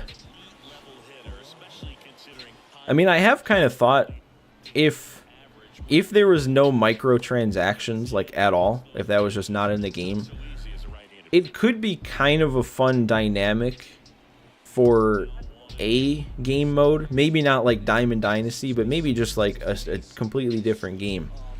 But it could be kind of fun if, like, that's the only way you could get new cards, was just like opening packs and having to pull somebody. But again, the only way would be if you don't have microtransactions, because then obviously that's just incredibly pay to win.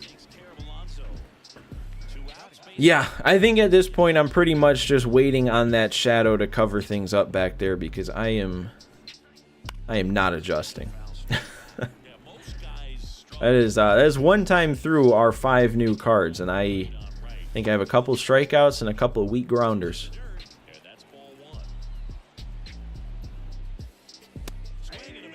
I'm also not doing a great job of adjusting to the speed on Hall of Fame. That's better. That's going to get down. All right, I got enough under that one. Maybe it's just the new cards. Couldn't have timed it up any better than that. Handled that down and in breaking ball very well. And saw the break early coming from the other side and just let it get deep enough and drop the barrel on it at the very last moment.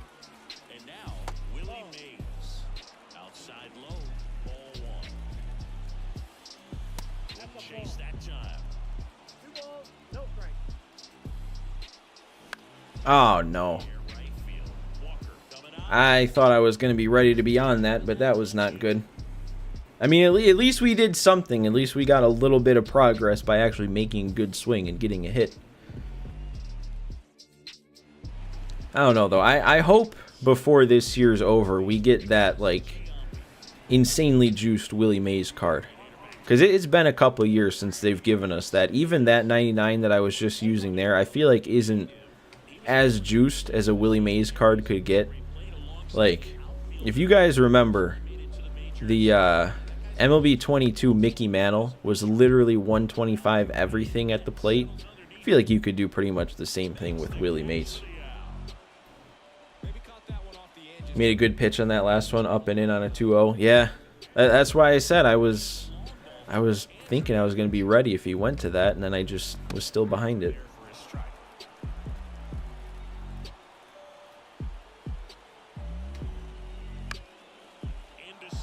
We're having some good outfield breaks on the ball, though, between Willie and Mookie. You like how when I pull a guy, for example, Kevin Kiermaier, I can't put him back in unless I pull him again. You think that's absolutely crucial for decisions, especially for pitchers? Yeah, I was thinking of making a slight change to that, just because of the whole sets and seasons thing, and then thinking about like supercharged players. If I pull a supercharged guy, then I'm either having to like take out somebody on my current team just for a couple of days before the guy goes back down to like a 75 overall, and then that'd just be a massive downgrade. But if I didn't, add the supercharged guy, then I'm missing out on what could be my best player for a couple games. I remember somebody a while back made a comment that I should have like a 40-man roster type deal where I can stash some players that I don't like. They don't have a spot anymore on the main team, but I don't have to like completely get rid of them. So I was thinking about doing something like that. So like if I pull an upgrade to Bobby Witt Jr. or to Corey Seager or something, then I just like move them to the 40-man roster, and then like when the new season starts for season 3 and I need to fill out a team again, then I can bring those guys in off the 40-man. But I'm not 100% sure if that's what I want to do. I thought for a second I got a hold of that. That was close. One of my better swings yet.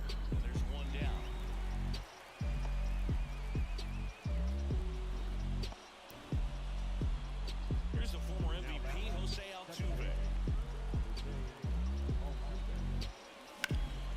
Oh, I thought I was going to be on that. See, I think that right there is a perfect example of the shortness of Altuve sometimes coming back to get you, because that was up above the zone, but to everybody else that would have been like a good pitch to hit, and I think that's what threw me off.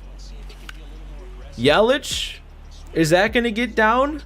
Oh, I thought we might have actually had our first hit with an all-star guy, but nope, 0 for 7 now.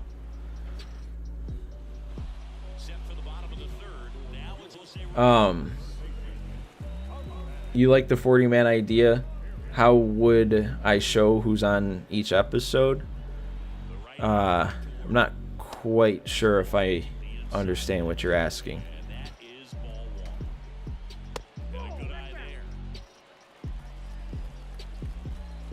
Like, are you just saying like how would I show you guys who's on the 40-man each episode?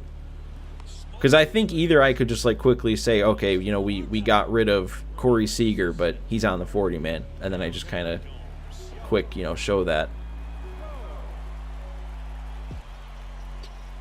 How would I show who's on the 40-man each episode? Yeah, I feel like that's probably not a thing I would have to show every single episode, unless there's a change to it.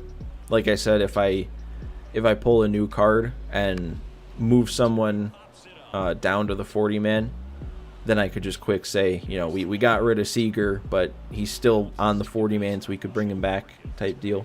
Great speed, a great power, a great athlete, quite simply. Okay, yeah.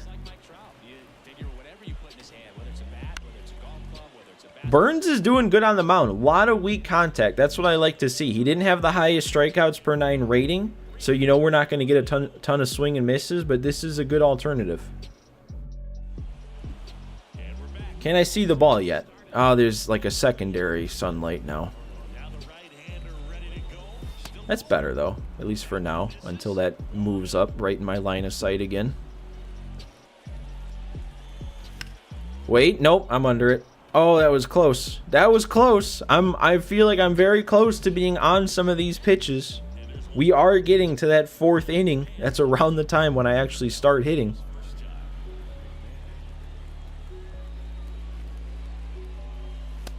And then I do that.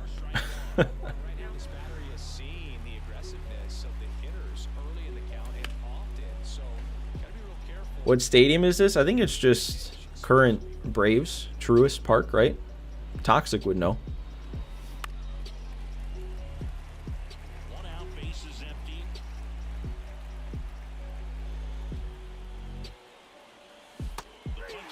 Really? They're going to ring me up on that. All right, Pete, you're the only thing standing between me and an 0 for 10 to start with these new All-Star cards. And they're giving him that call. I mean, in fairness, I can't see if that was actually on the corner. And I'm under it again. Trying not to get frustrated, guys, but I'm a little frustrated right now with not being able to get on these pitches. He is not doing much to like deceive me here. He's pretty much just throwing pitches and saying, "Here, hit him," and I can't. Well, these guys, as this game goes on, have to be more disciplined at the plate. So many of their outs have come from weak contact on pitches they're chasing outside of the strike zone. You can't do much. I'm gonna be really curious after we're done today, how I turn this into a video, because I definitely feel like I'm not like the same as I am when I'm recording a video. Obviously there's the chat to talk to, but I also feel like I'm not as like vocal, if that makes any sense. I don't know. Something to work on, because I probably, if I want to actually stream more like I say, I probably want to actually be able to turn some of the streams at least into like edited down videos.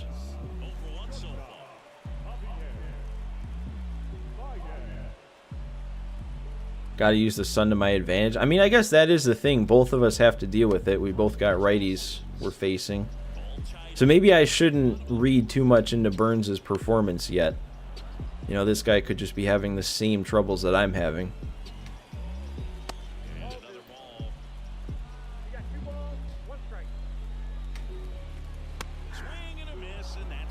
You know what? I'm going to go back to that. He's been late on that a couple times.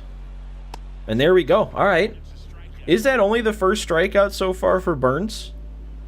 If that is, I mean, he's going pretty good without needing strikeouts.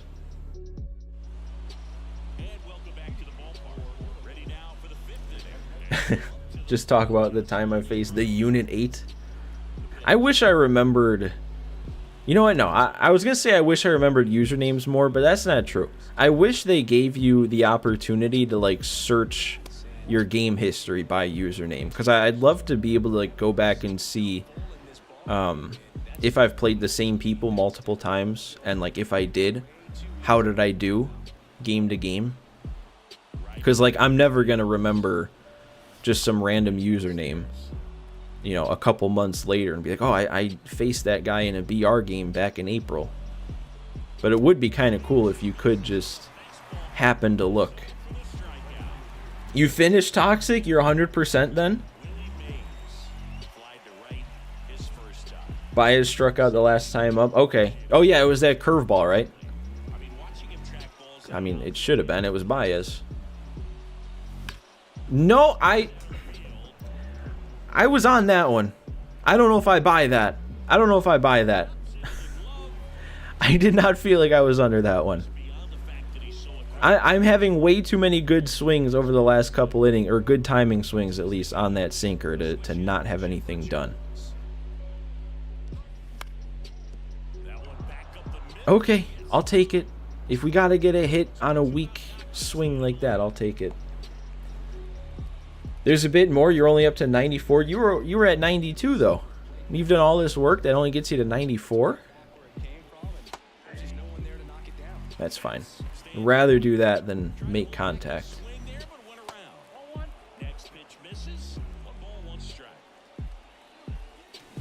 Oh no. There's no reason they can't track wins and losses by account. Yeah, I agree. I would like to see that, you know. Like I saw a clip on Twitter today, and I forget who it was, but they were saying like, oh, I made Paul Skeens rage quit in this game, and his account name was just like Paul_Skeens. So like, you don't know, is that really not going to get out of play? Oh, I thought I was still going to be alive. But you know, you don't know if that's Paul Skeens. But also when I saw that, I'm like, that username looks familiar, because I feel like I would remember facing a username that's just Paul Skeens, and if that actually was Paul Skeens, then there's a chance that I played against that same guy if it is Paul Skeens. And I was thinking, man, I wish there was a way you could actually go back and see that without just blindly scrolling through 80 pages of game history.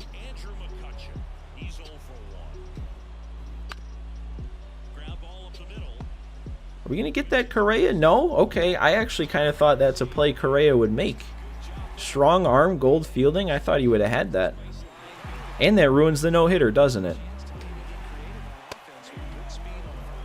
Maybe I just stick with this cutter and throw nothing else until he takes it. Have I ever faced a subscriber? Not to my knowledge. And if I have, I don't remember if anybody mentioned it. I mean, I'm pretty sure I've had it in the past where somebody's like faced me and then they message me afterwards, and then from that point they find out that I make YouTube, so then they become a subscriber. So like, I guess in that sense maybe I have.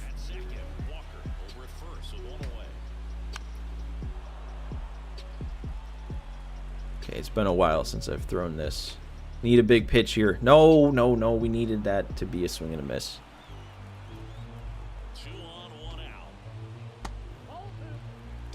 Okay, he's starting to put together some better ABs. A little bit of an inning here. Does that mean the visibility's better? It'd be fun to do a game night with subscribers, maybe like co-op or something.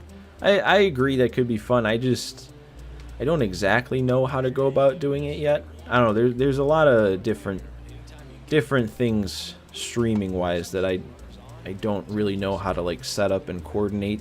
That I'd have to learn how to do before actually just like hopping on stream and trying it. I also feel like I have to actually stream before I can do something like that. Because don't get me wrong, I appreciate all 6 of you that are here.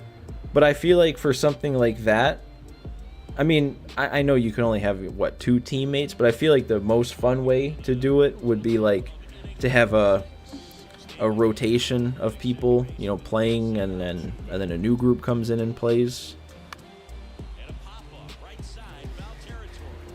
Can I just make a good swing? Okay, I thought that was going to stay in play, so I guess that makes up for Mookie Betts.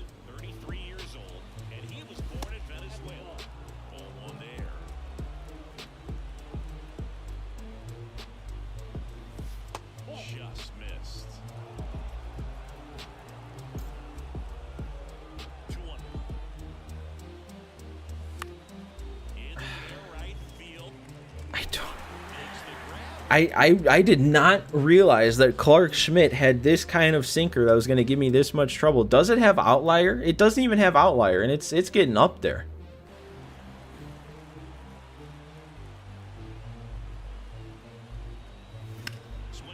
I thought I got that, but nope, too early.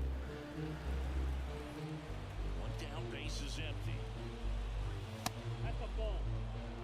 empty. This game is flying by. Neither of us are throwing that many pitches. A lot of weak contact. There we go, though. Yelich going the other way against the shift. That's our first hit with one of these new All-Star cards. What are we now? 1 for 12. He was all over that one. Just found a way to slap that ball down the third baseline. That's really excellent back control. It kind of goes back to all those drills. Man, he does. I was going to say, I thought Correa had good clutch, but this PCI seems small. Maybe Clark Schmidt just has really high clutch. High pitching clutch, and I'm missing another sinker. I mean, that is an automatic out for him at this point. Like, I'm on it enough to swing at it and make contact, but I'm not on it enough to actually do anything with it. And Yelich is now out for the season with back stiffness. Wouldn't put it past him. Kind of like how Luis Robert got hurt in the home run derby last year. I wouldn't put it past Yelich to get hurt in the All-Star game, and he made the play. Still 0-0 then through 6 innings of me hitting. 3 hits. I swear, there is a difference lately between the normal account and the Pack Attack account, because the Pack Attack account, every single game I've been playing, I've been going crazy. But recently playing ranked on my normal account, I know I haven't like posted too much of it, but playing on my own, it's kind of been a struggle offensively.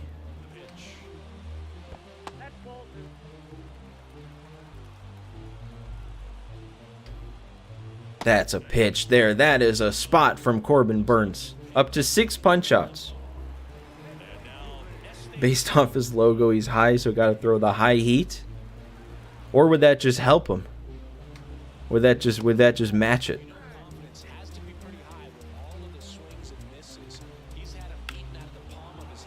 Yeah, that's a little bit better of a swing. He might be starting to get things down. Gonna blow it open next inning? I hope so.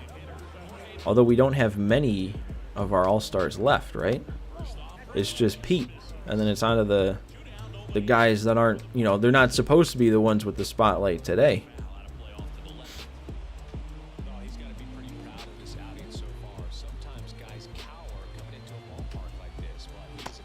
You know what? While I'm thinking about it, before it gets too late, I'm just going to go ahead and get the bullpen starting to get warm. Just in case Burns all of a sudden falls apart.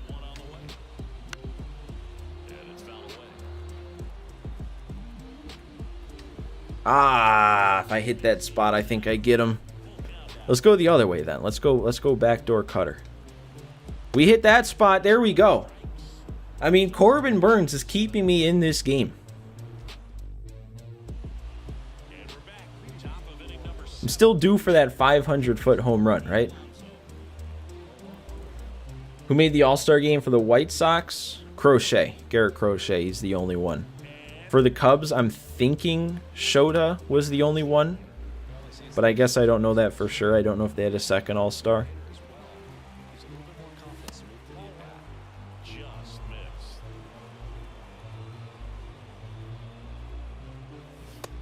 It's that same sinker, man. It's one of those turbo sinkers that I can't get around on. Unless I fully commit to it, and then I'm... He tunneled that one. He knew what he was doing there.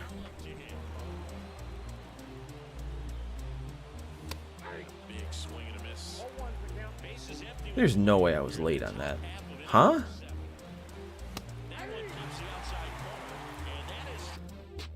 So this Clark Schmidt... This might be somebody worth keeping an eye on. If he gets another good card, even just going back and using this card that my opponent's using, because he's hitting his spots. He throws it hard. His off-speed pitches are crisp. I'm having so much trouble, and he was what, like a 90 overall? Look at that. I mean, I'm trying to gear up for the sinker. He throws the cutter at the same speed. And I'm early. You feel like Bellinger maybe for the Cubs? I don't think Bellinger was an all-star. Unless he's been playing better than I realized, but I thought people were a little disappointed by how he'd been playing this year. Unless I'm thinking of somebody else on the Cubs. Okay, what's he doing now? Pausing every pitch? I mean, of course, it'd be the at-bat that I decide to take away the sinker that he starts throwing that cutter away to get me early on it. Gets a piece there. We'll do it again.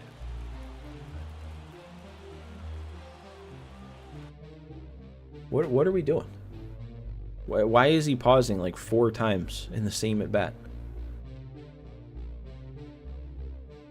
It is just Shota? Okay. I thought so. Because the Cubs have been not that great. Everything's in the zone, man. And I can't hit it. Like, that's the worst. When you're struggling at the plate against a pitcher, all you want to be able to do is, like, take pitches and work the count. And I can't even do that because he's keeping everything over the plate.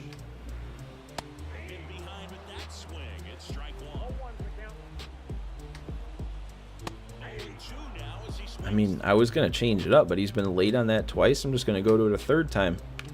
And he was all over it. He can adjust.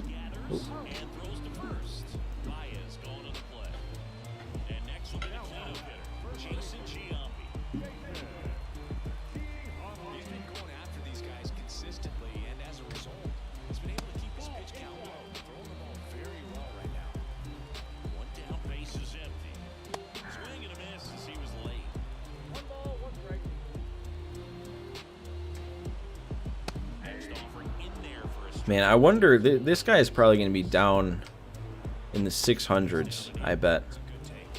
Like, he's having trouble getting around on the heat like that. He's probably used to All-Star, and he got bumped up to Hall of Fame today.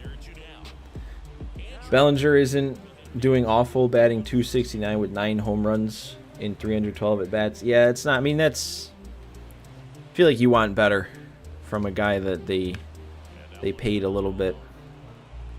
And he just got hurt.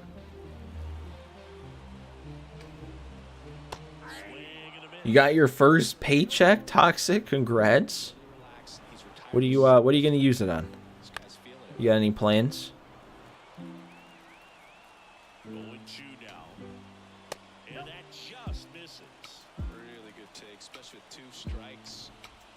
There we go. Got to get that swing and miss there. Burns is the only thing keeping this game together right now. All the other All-Stars so far have been disappointed, and then there's Corbin Burns.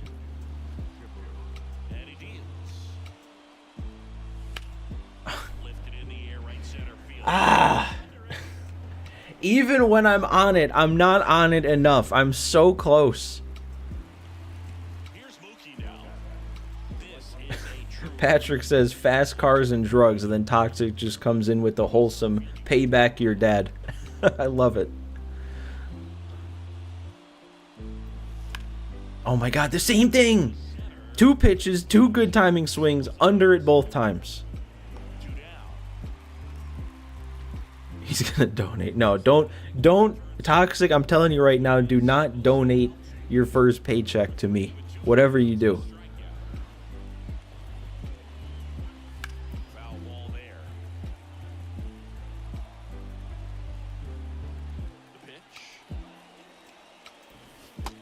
Finally, he throws one out of the zone. I can actually take that slurve. And then right back to that. All tied up, and we're at the top of the 8th. Outside low. No, Toxic, no. Don't do it. Pay back your dad. And then get your fast cars. To the right side, keeps the AB going.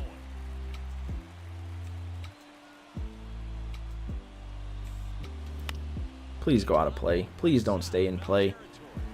Get down. Okay. Like it makes a difference. I'm sitting here asking for it to get down. Like it's actually going to make a difference. I wish I could play better for you guys, man. I mean, When was the last time I streamed ranked? And I come back for this. I mean, on the bright side, Corbin Burns is lighting it up and shutting it down, but this might be his last inning with where his energy's at. We gotta do something for him. We gotta keep him scoreless for Burns' last inning, put up at least a run in the top half, and get him the win.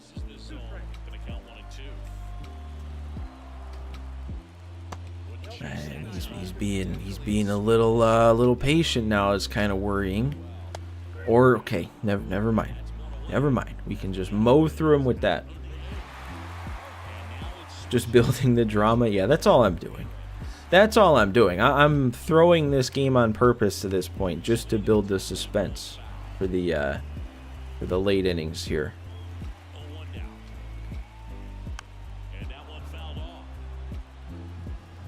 I think if we hit our spot, this should be able to get him. Or we won't hit our spot. That works too. Ooh, I don't like that. That might be the first time all game he's been around on that. Although hopefully that means this can work. Didn't work like how I thought it would. I think he was late. Yeah, he was way late on that.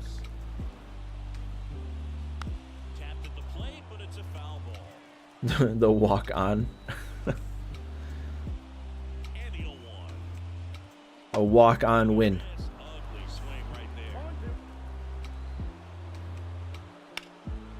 We're there. No harm. Burns gets us 8 scoreless with either 9 or 10 strikeouts. I don't remember what he got to, but I think I'm going to have to call it for him there.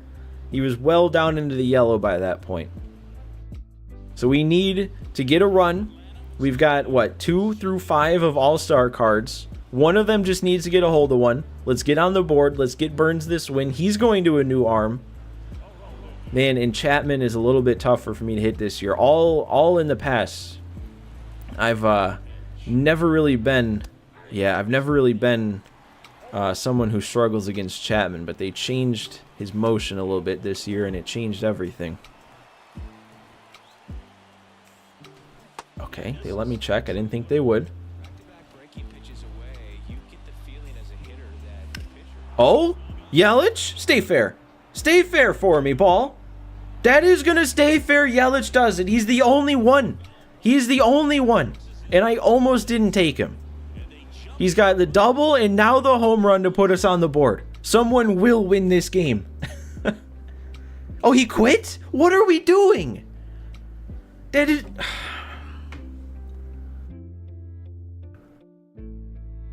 See, you got 1 inning left. It's a 1-run game. Why does nobody believe in themselves anymore? Like, I can somewhat understand the early quitting. If you already feel down and out of it, you don't want to waste your time playing the rest of the game. But we're in the 9th inning. Just finish it. I do think Burns gets the win because he was in the game. Or yeah, it says it up top there. Burns gets the win. But that's just... It deprives us of the true finish to the game, you know? I don't get it. I don't understand the quitting. But we win. I guess I can't be too upset. I was also right with him being way down in the 600s, so that doesn't make me feel all that great that it took me that much to put away a guy that was that far below me in the rating. Yeah, walk-off, Patrick. That's right. You called it. You knew, your gut told you that we were going to win on a walk-off. It wasn't a mistake. You were right. We did get another pack? Is that a mistake? Oh yeah, it is. Okay. Or no, it's not.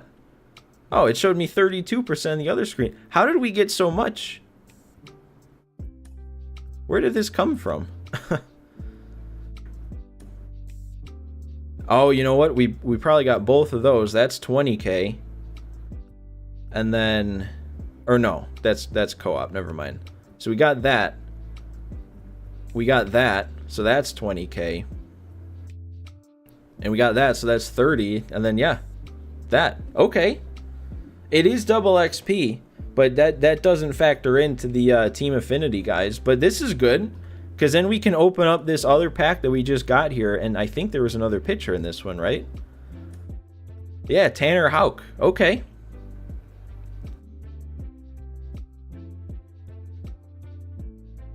You okay? You give him your spirit since you're playing Skywalker Saga. What does that mean? Whose spirit, or who are you giving it to?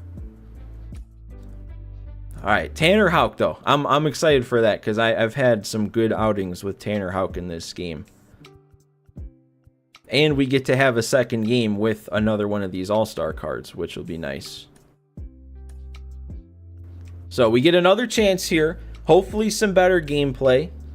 And you know what? This is actually, oh yeah, he gets the walk-off correctly. There you go. That's the toxic thing. But we're what, 2 hours and 15 minutes into the stream. This would normally be about the time that I feel ready to call it quits. I'm feeling kind of good. Like, I'm not even feeling like this is extending like the stream too long to play another game. So that's definitely a good sign for me.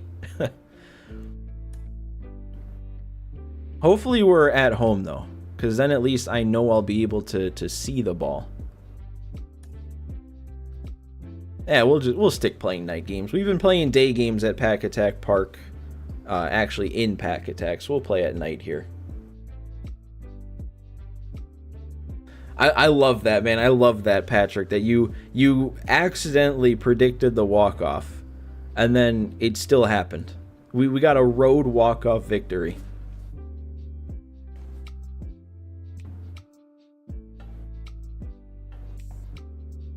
A Twitch guy. So is this YouTube versus Twitch? Am I playing for the honor of YouTube.com here today, live on stream? At least we're home this time. He's got, okay, he had a White Sox icon, but the background was, okay, let's forget about the background. 48 and 8 was it, or was it in 6? We're leaning forward in this one, guys. We are focusing. This is a matchup here. I gotta play way better than I just played. And that's a good start. Missed my spot, and he hits it perfectly on the corner like that.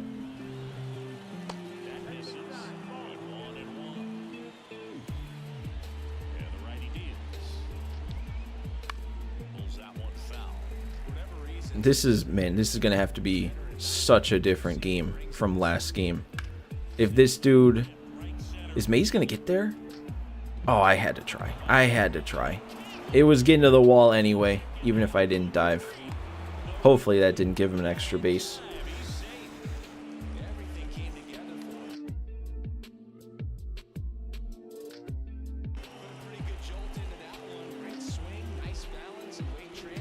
Man. I hope I can rise to the occasion at the plate. Whenever I face somebody as good as this, and like my record indicates that it should be a competitive game, I hope I actually play like it. Going down 1-0 though, after not giving up a run in 8 innings last game, is not the best way to start though.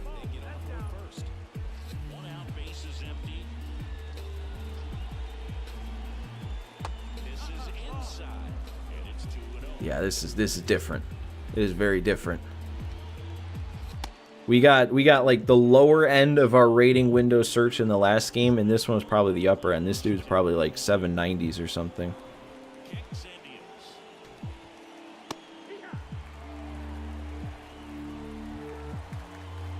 You won't have time. You still have to do the Wandering Wookiee mission. Are you like following a guide, or are you trying to do this all just like knowing where everything is, or finding it yourself?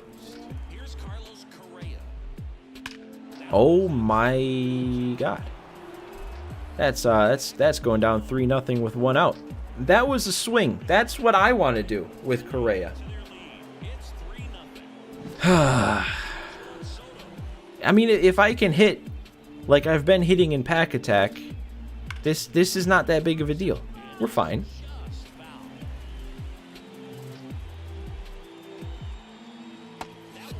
What's his name? You're gonna look him up on Twitch. Does it say it? Oh, it doesn't even say it here, does it?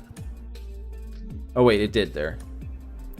Christian CRM 12. Just don't do anything bad on my behalf. Not like you would. But I feel like I just need to make sure. Just in case. You have to find this dumb Wookiee guy in 33 random places. I feel like you gotta follow a guide. You can't just wander around looking for one character on 33 different planets.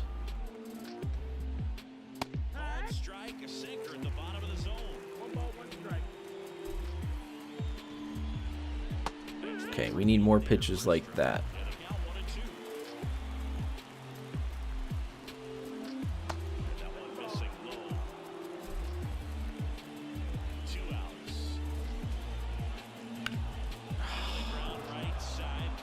That was such a good pitch still. Like, man, I feel like that was a well-pitched AB. We got him to hit it weakly on the ground, and it had to get through.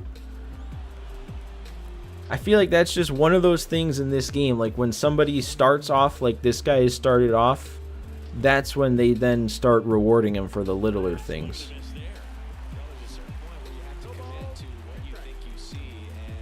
That's okay. I knew he was going to be on that, which is why I wanted it more low and more inside, but I guess no harm if he's going to foul it off. There we go. All right, slider worked that time. Time to make my comeback. Got to get some momentum back early.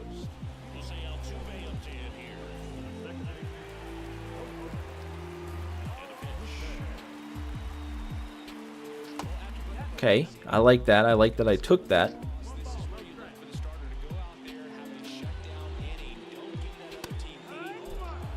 He's not streaming yet. I feel like whenever people have their Twitch name, it's so rare that they actually are live. And that's... I mean, I know I'm just early and I hit it on the ground, but still 105 off the bat. You want a result.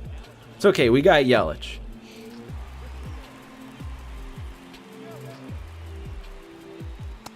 Oh, he went to try and backdoor it right away. Interesting.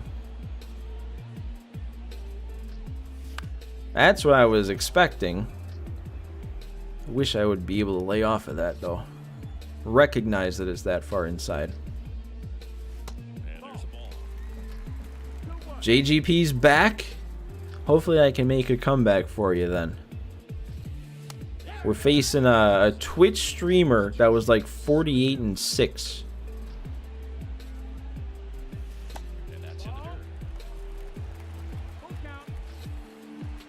Although I'm told he's not live right now, so it's not quite the battle I had built up in my head.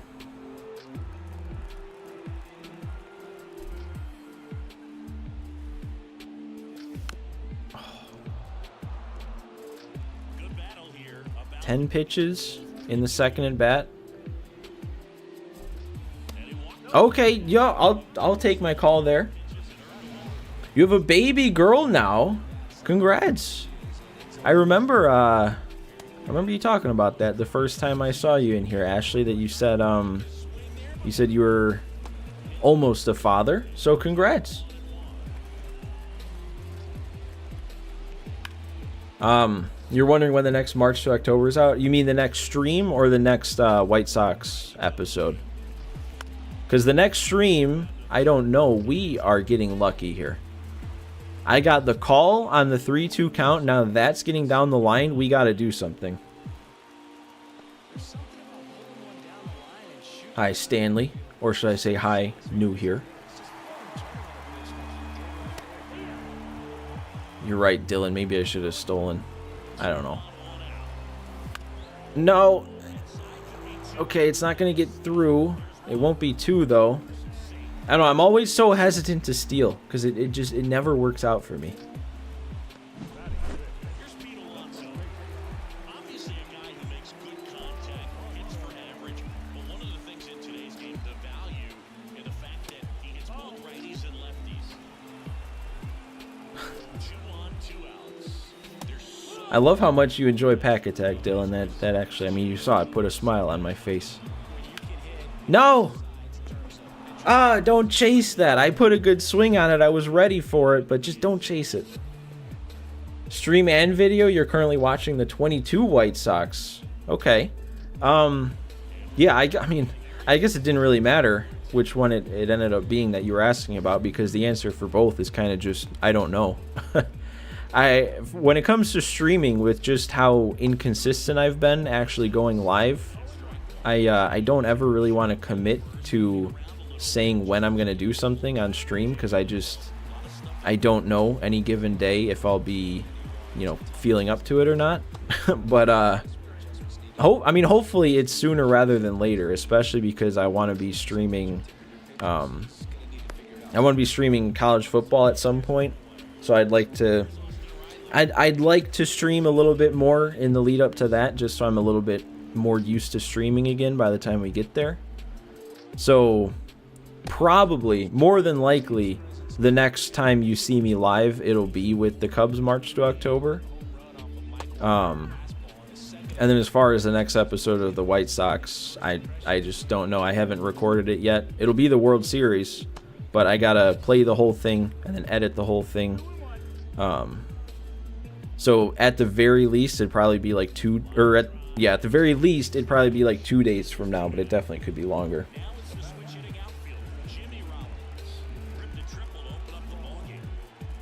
We have 8 people. I see 10 people watching now. That's like a co-op tournament.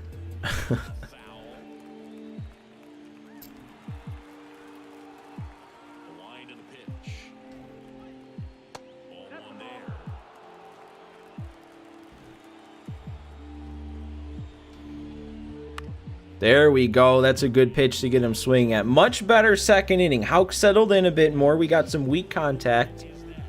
I know I didn't do that great in my half of the first in terms of like making good swings, but we did have a couple runners on. If we can just build off of that, we'll be on our way.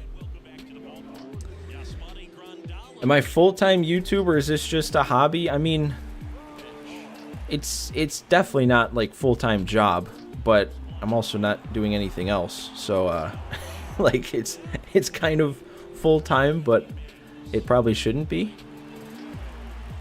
Also, if it is full-time, I should be better at, being consistent with it. So, got to work on that.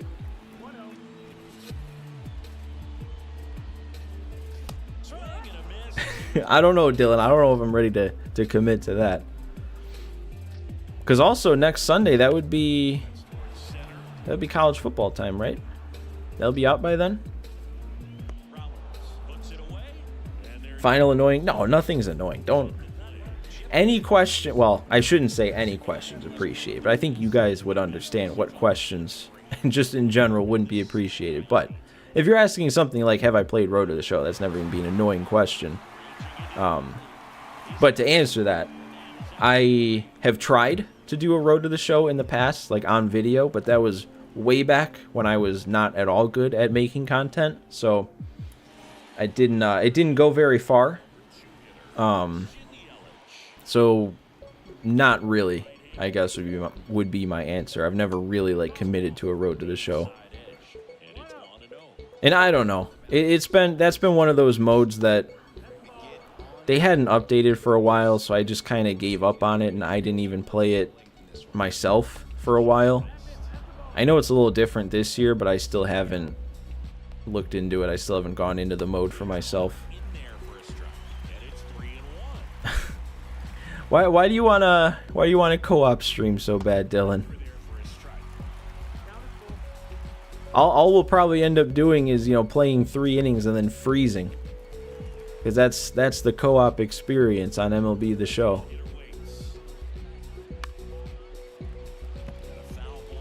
You're heading out, Patrick? All right. Well, thanks for stopping by, man. I appreciated it. I will take a perfect out. We need that right now.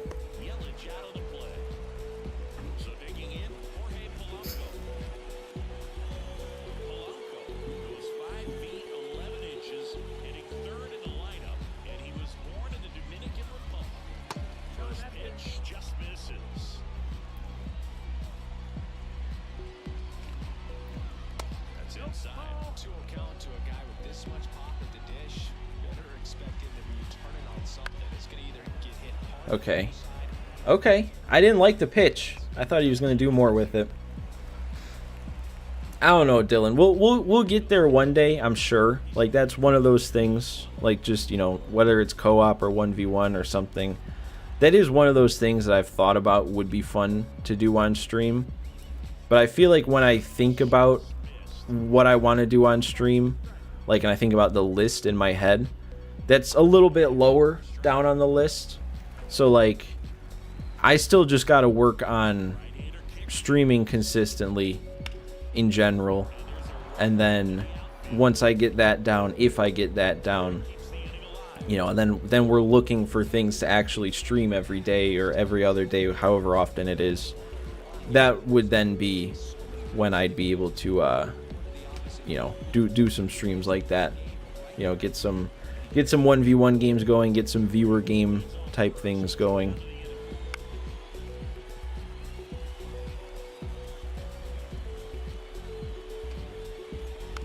Oh, I thought that got him. Oh, I thought he missed that.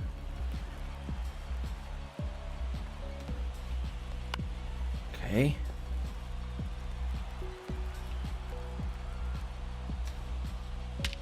Wow. I knew that was a risk. I knew that was a risk when I thought to throw that pitch. I didn't actually think he was going to get that much of it. So much for Tanner Houck settling back in. That's a big blow right there. 3-0 and 5-0 are very different. All right, we get the last out. Then on the next pitch, just one pitch too late.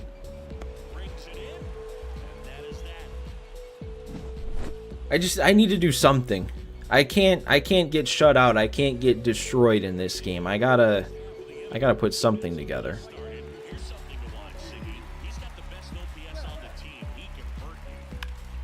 And then I'll just keep doing the same thing.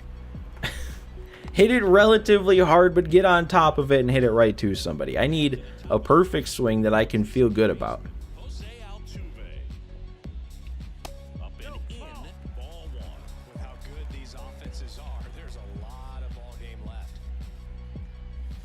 Like that. Okay. I guess all I have to do is ask for it. Next at bat, can I get another perfect swing that I feel good about? Is that all I have to do is sit here and ask for it? That felt good. That gave me the exact kind of feeling I needed, and now Yelich is going to follow it up. That wasn't, you know, another perfect. But that'll help get things going.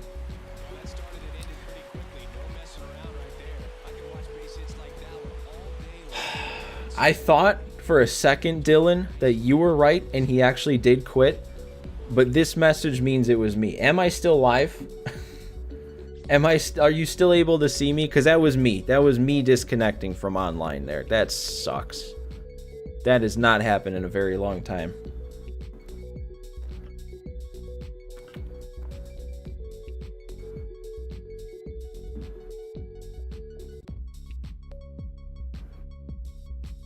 Are we still here? I just want to make sure I see somebody in the chat saying, like, you can still see me and hear me.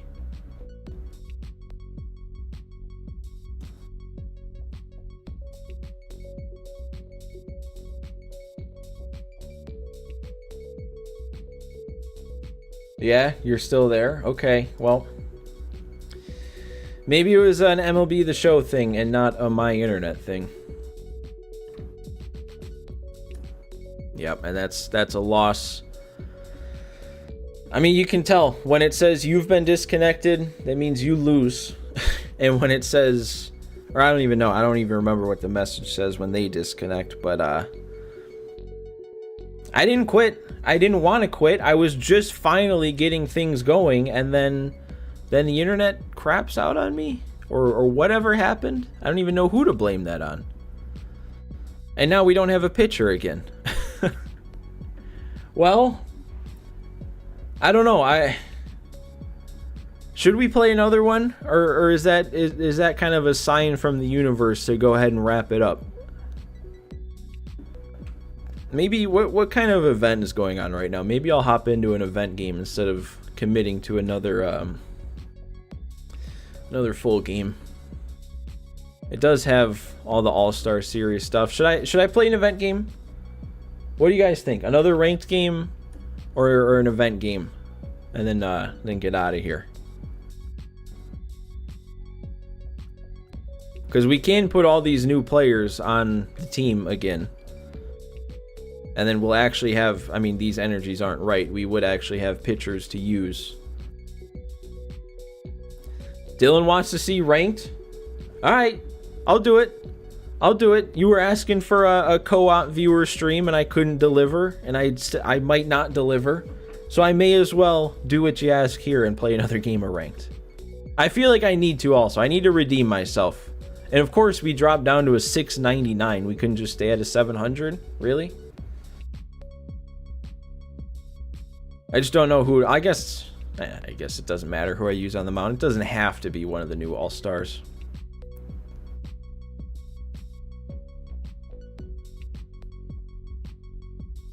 God, now I really don't know how I'm gonna turn this into a video. I mean, we had a 9-inning 1-0 game where the 1 run didn't score until the very end, and then now we have a faulty internet accidental quit, a lag out of the game.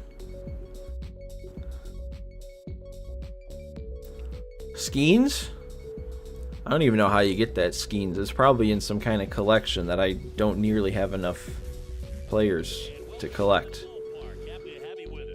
We're playing at Shield Woods. I mean, this should at least help my lack of hitting. What's his record? 78-53. Man, I was really looking forward to playing that full game against the guy with the good record, especially coming off the home run and then the hit right after it. Maybe I was finally getting things going. And we're on All-Star difficulty, so the 699 rating actually did drop us down, and I can't even practice by playing another game on Hall of Fame. Never mind, you did not just get your first paycheck. That's a plot twist. You just open it, it's a meeting you have to go to later in the month. Yeah, that's definitely not as exciting. Quit or not, is this my last? Probably.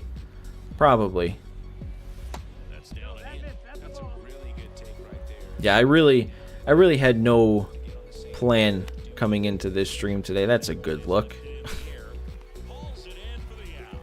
But yeah, this will probably be it for me. Like I said, originally I was only planning on playing the 2, but you know, after how that last one ended, you can't just end on that.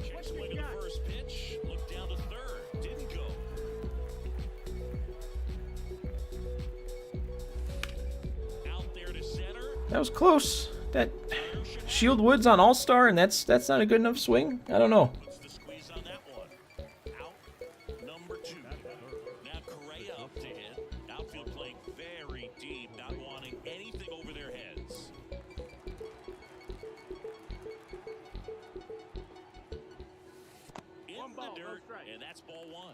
This means you won't get 100% on stream?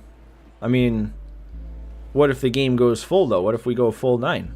You know, another 35 to 40 minutes? You don't think you can get it done then? Is that not getting down? Oh, my God. Ah.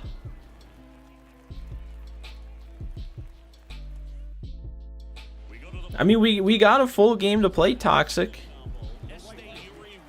You just gotta root for this guy to stick around. Or root for me to not play all that well, to not make him quit.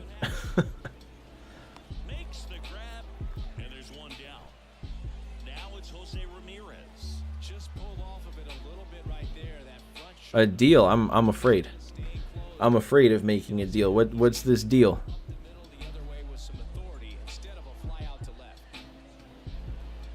If he quits in the first 4 innings, can I play one more game? I don't know. I don't know, man.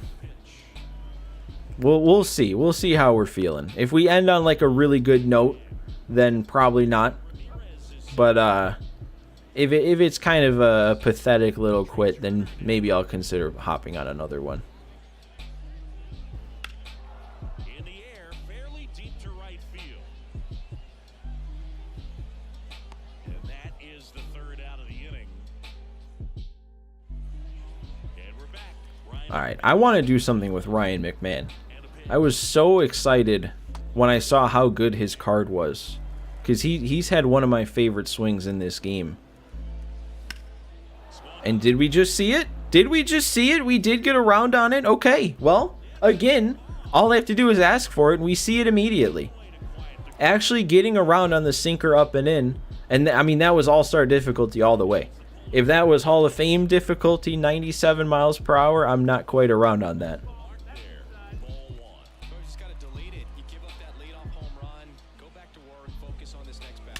Oh, man, and now we're really going. There's your Pete Alonso home run.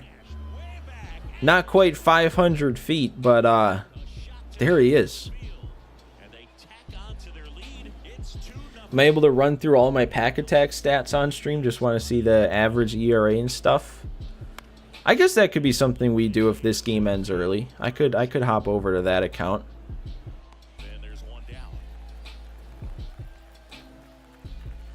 I don't know, because that's definitely the kind of thing I can waste too much time doing, so you guys are going to have to hold me in check. There's no way, right? That does not deserve to even be hit that far back. Wow.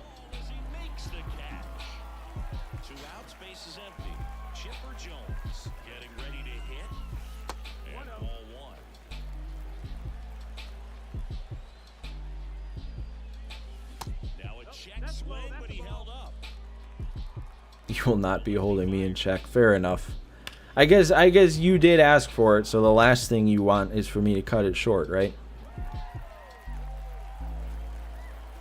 I guess there's not too much to go through. I'm thinking more like, you know, postseason recap in a March to October type deal, but looking through some pack attack stats isn't quite as in-depth. You know, we don't have to think about this season and like next season and stuff like that.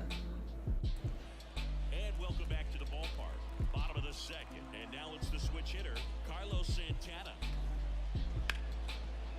Hard hit, right side. All right, I'll take a one pitch out.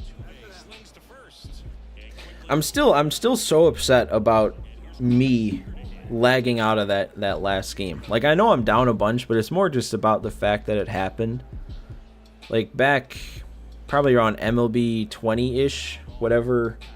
It was either 20 or 21. We were having some internet issues in the house, and like I lagged out of probably 15 to 20 games over the course of the first couple months, and it was just so infuriating when it would happen. And then we like redid the whole internet in the house and everything, got me a wired connection in the room and all that, so that sort of thing hasn't really been happening. But it happening like that and happening live on stream just brought back a lot of negativity. He's there. He's got it. And there's two down. You look at what the elite guys do. Meanwhile, just play a pack attack game while we're on there. I have kind of thought about that. Like, what if I just, all the videos I made, what if I just streamed them instead and then still turned them into videos? I don't know. I don't know if that's something I'd want to do quite yet. But, you know, could be efficient. It's a 1-2-3 inning. Top half of the third inning. Now it's Mookie Betts. Chris, he's currently the team leader in OPS. Just missed. I don't know, though. Pack Attack Live might not be as exciting as you think it would be. Just because there's a lot of stuff that goes on in between that is not very exciting to do, like selling all the cards and then doing all that math. And the amount of time that I cut out from the videos of me sitting on a pack deciding who I want to take, it takes me way too long to make decisions sometimes. Bunt, then steal. You want me to steal with 66 speed? Well, maybe I should have. No, we're on. We're on first. It's not as bad. Okay, Altuve's got a bit of stealing. I'll steal on this next pitch. He got the fastball out of the way. I will steal. Of course, we get a good jump. No, we're still out. Okay. That's what happens when I steal. I know that was a guy with 51 speed. That's not the best example, but still. That's what happens when I steal. Normally, actually, that's not what happened when I steal. When I steal, what happens is either my guy with 99 speed, 99 stealing gets a terrible jump, or it looks like they get a good jump, and then on their way to second base, they glitch and stop running, and then they're out by a mile. Ooh, that was actually a swing that I thought I was on. That's not good. I don't know, man. I feel like stealing is something that at this point, like, I don't even always think about when I get on first, just because of how bad stealing has always been. I don't know. Maybe it's better this year overall, but like in the past, I have had such bad luck trying to steal bases that like it's just a force of habit now to not even cross my mind all the time.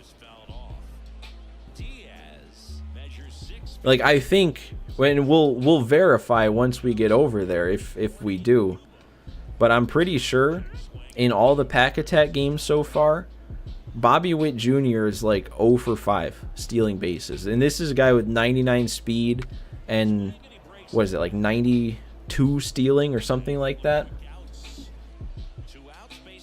Who's the catcher I'm playing? I think it was Salvi on this dude's team.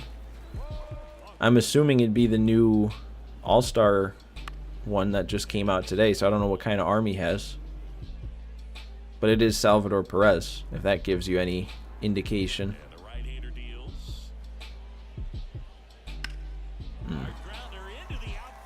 Thought I threw that low enough to not get hit well.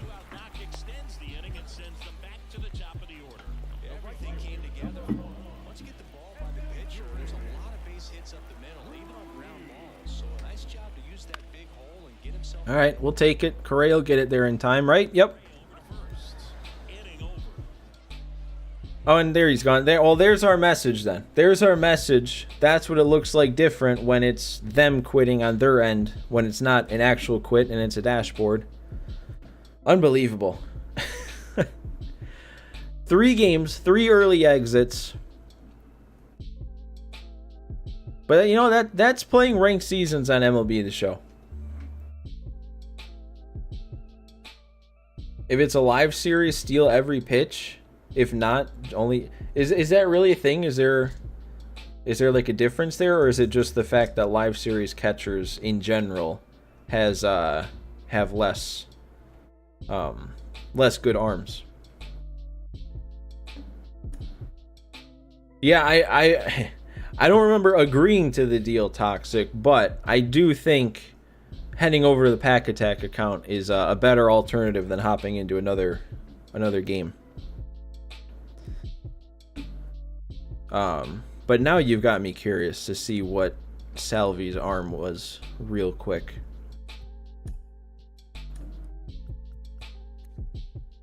Okay, he only has a 73 arm. So, like, I know, again, we're talking 50 whatever stealing or 50 whatever speed that Altuve has, but he did get a perfect jump. But yeah, I'm thinking I'm not going to get into another game, but we will. We'll go ahead. We'll head over to the Pack Attack account, fill some extra time here and look at those stats. It's not like there's too many people here anyway that are going to click off if I'm doing something boring. So this is for Dylan and this is for Toxic. I'm just going to go ahead and switch over to this stream though while I switch accounts here.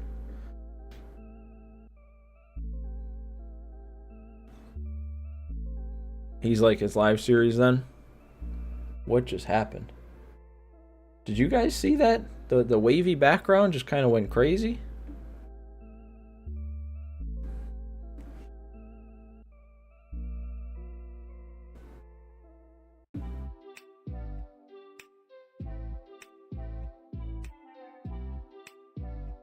You know what's funny is on the Pack Attack account, I keep pulling these expensive cards off recordings. Like, it's not part of Pack Attack. I can't add these cards to the team. And part of me, I don't know if I'm happy about that or not. Because on one hand, I'd like to be able to add these cards to the team or add those stubs to the bank. But also, on the other hand, pulling them off recording means that I can just like hoard those stubs, and it means I have to grind the game less in order to maintain a good stub count. But like, I swear, the last couple of episodes I was just kind of cleaning up the inventory, and all of a sudden I just pulled like a Garrett Cole, or I opened a season 1 vault pack and pulled somebody that was going for like 50k. You're gonna make a different kind of deal with me? What do we got this time, Toxic? What do we got?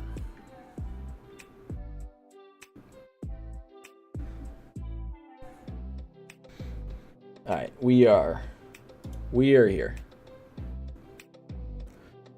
You will 100% the game if I stream 2 times before College Football 25 drops. I feel like you're gonna 100% the game today, regardless. And again, when it comes to me committing to streams, I have a tough time. Like, cause me saying streaming 2 times in the next week, I'm all for that. Like, I would love to do that. It's just like, how am I gonna feel tomorrow? You know, am I gonna be up for streaming? Cause like, if I'm not up for streaming, I don't want to force myself to do it, because then the stream won't be as good, if that makes any sense. So ideally, I'll easily be streaming 2 times the next week. I just, I can't 100% promise that. You pulled Ohtani and you hated him? Yeah, I feel like I don't know, man. I feel like his live series card, at least for me, both pitching and hitting, is like never as good as it should be. Normally when he gets like his good one, his 99s, I like those cards, but yeah, the live series, just for some reason, never as good for me. So what do we want to look at? Should I just go to the stats screen, or do we want to go individual card by card? How do you want me to do this? Because I think the stats screen, I think I've kept it to where the only online games I'm playing on this account is the actual Pack Attack game. So I think all the stats we'd see on the statistics screen is from Pack Attack games. You want to see individual? Okay. Actually, you know what? No. I'm going to make the executive decision. We're going to go here so we can get a look at everything, but then we can still, like, hone in on individual players. So, like, yeah. I have kept it to the point where every game I've played online, so all these online stats are in the Pack Attack games you see. Excuse me. But yeah. So then we can actually like sort by who's done the most and stuff like that. So yeah, I mean, Bobby Witt Jr. by far most games played, most at bats. Juan Soto though is creeping up on him when it comes to hits, and then Seager's not too far behind. Witt's the only one over 10 homers, but again, Soto and Seager creeping up. Jazz Chisholm here too, from back in season 1. Forgot how many bombs he hit for me. He was solid for a while. Same with Isak Paredes. He was good back when we had golds. Okay, I over-exaggerated. Bobby Witt's only 0 for 3 stealing bases. I don't know why I thought it was 0 for 5. But still, 99 speed, 89 stealing, and you're going to tell me he's 0 for 3 stealing bases? I don't think so. Is that... Oh, yeah. This screen, the stat wheel has always been bugged. Like, the contact's the same on everybody, both ways, even though Seager, 80, 71, but on here it shows 80, 80. Like, it's... For some reason, that's just something that's been bugged, and they never seem to update it. Jazz has 4 bags? Oh yeah, he does. So why would he be so successful stealing and Witt isn't? Like, what? Okay, that's the kind of thing then. It's just random. There's too much random going on stealing bases. Oh, that's not... Okay. I was going to say, I wonder who has the highest average, but it doesn't take into account, like, games played, being qualified, and all that. I guess maybe it'd be better to look individually, but I was kind of curious to see leaderboards. Wow, Merrill Kelly.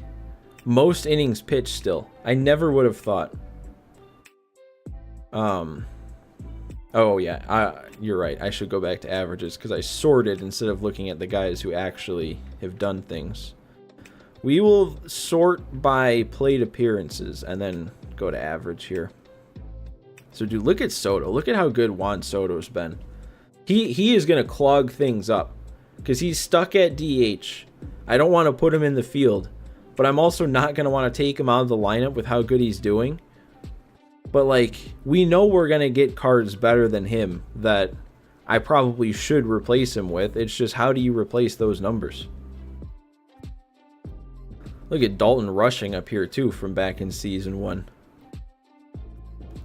Look at how bad Nolan Jones was, too. Wow.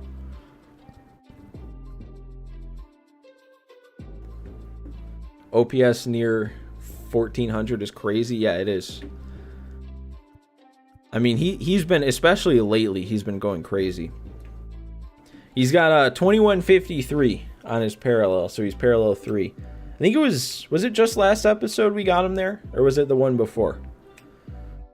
I think Witt's the only other parallel 3, and he's just been around for, what was it, like 8 games longer? I'm going to go back to the pitchers, though. Aaron Savali was good for us. 198 ERA. Cease has been pretty good. Robbie Ray in 2 starts. A complete game shutout for Jose Urquidy back in the early days. I don't remember that one. We all know Kiermaier was reaching 500 before his fall from grace. He was ridiculous. I'm going to go back to that because look at what he still ended up with. Like, he still ended up with a 313 batting average after playing horribly for like the last almost half of his games. Is that Cavill's live? I don't quite know what you're saying.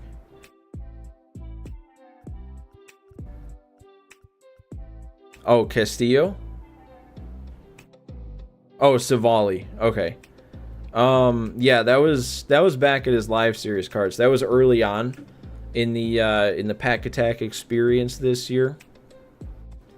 I don't remember when it was that I got rid of him, but yeah, he was pretty good back in the early days. I guess that does kind of skew the numbers a little bit though, as if we were playing like down in the 300s or something against not as great competition. Of course, you're going to have some cards do pretty well that wouldn't do that well if we're playing better players. I'm going to go and look at our individual current cards, though, because I do want to see how some of these guys are doing. Like Brenton Doyle, is he successfully carrying on the legacy of Kevin Kiermaier? I think he's doing all right so far. He's been great in the field. He's, 3 for 7 in 3 games. It's not terrible. Driven in some runs. Had some clutch hits so far. I can't remember if I left it in the video or not, but he was up for the fan-voted Supercharged Player of the Week last week, and I was really hoping he was going to get it, but it ended up being Devers, which I understand everyone loves using Devers, but like, how do you see Brenton Doyle and that speed and fielding and not want his hitting brought up to Supercharged levels? He hasn't been as good as Kevin, but he's been a good replacement. He's been good so far. He's been real good. Do I play better with the Pack Attack squad than my main? It seems like it. And I don't understand why. I mean, we're playing on, or at least when we do play on Hall of Fame difficulty, I seem to play pretty well. So I don't know what it is. Story, our wild card, he's been living up to it. I think I made the right choice here. 414 average, 1175 OPS, leading off. Yeah, all he does is base hits, Toxic, nothing else. We already kind of got to look at Witt, Soto. Joey Bart has been good in 6 games, 700 batting average.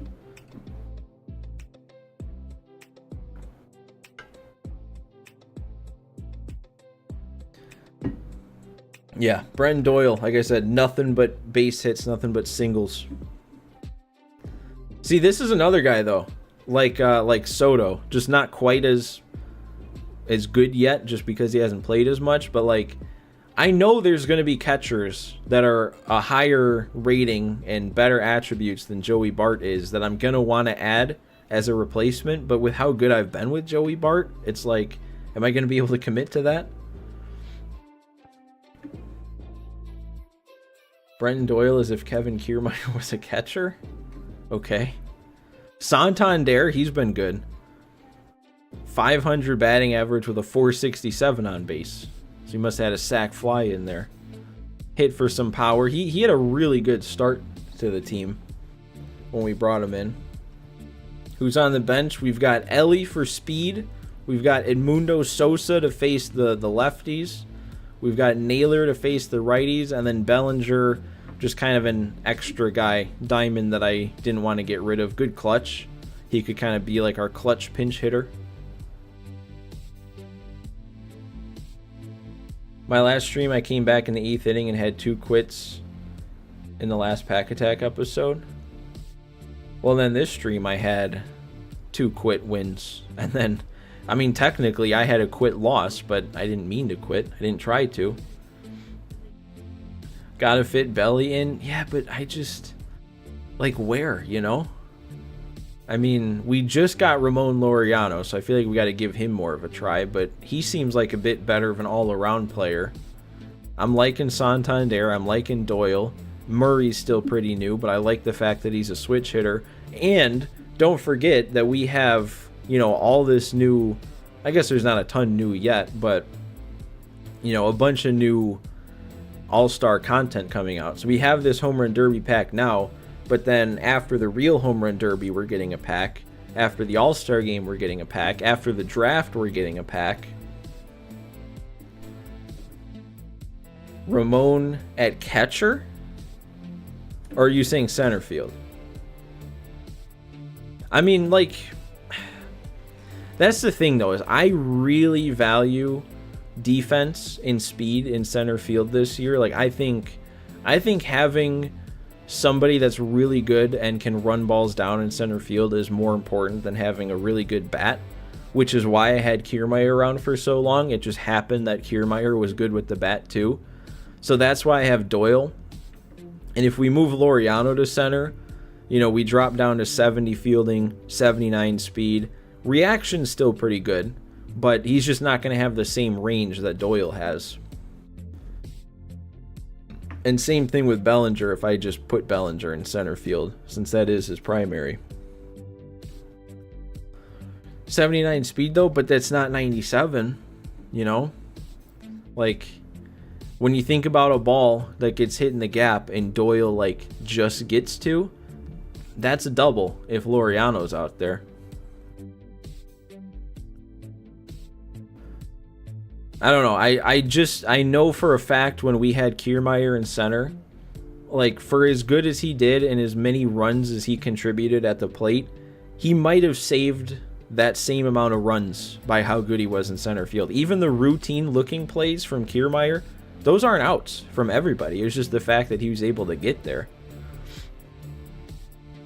Ramon Laureano at center would destroy all the morals of the Pack Attack team. It would definitely go against the spirit of Kevin Kiermaier. What's the next position I want to upgrade? I don't really know. I mean, I feel like we could always use bullpen help. I mean, especially with all the silvers and golds we still have, but the live series boost makes them more usable. Same thing about the starters. So yeah, I don't really know. I don't really know if there's one position. I think it's just going to come down to what cards are coming out in the game. And if there's like specific good cards, then they'll just have to force their way into the lineup. You were waiting for me to say center field. I mean, like, it could be. Like, if I do buy this pack and I happen to pull Julio Rodriguez, it would obviously go against everything I just said about being good in the field and center, but look at how good he is at the plate. Like, that's going to count for something, you know. That might make up for a couple extra runs he allows, he might make up for it with the bat. Oh, this is who you're talking about? Yeah, I mean, if we happen to get this pack and happen to pull him, which isn't likely because it's only a 1 out of 10 chance of landing on this the rare round, but if we do happen to get it, we would probably completely switch up our center field strategy. But yeah, I mean, I don't even know though between Julio and Sammy Sosa, because like this Sammy Sosa is a good card too. How do you choose, you know? Who's there for pitchers? There's no pitchers in this pack because it's all based on home run derby. So we are kind of lacking pitching in the shop right now. I guess there'd be Justin Steele if we bought this, and I guess those are the two low options. But also this pack is random, like it's not a choice pack. Framber just came out as a headliner.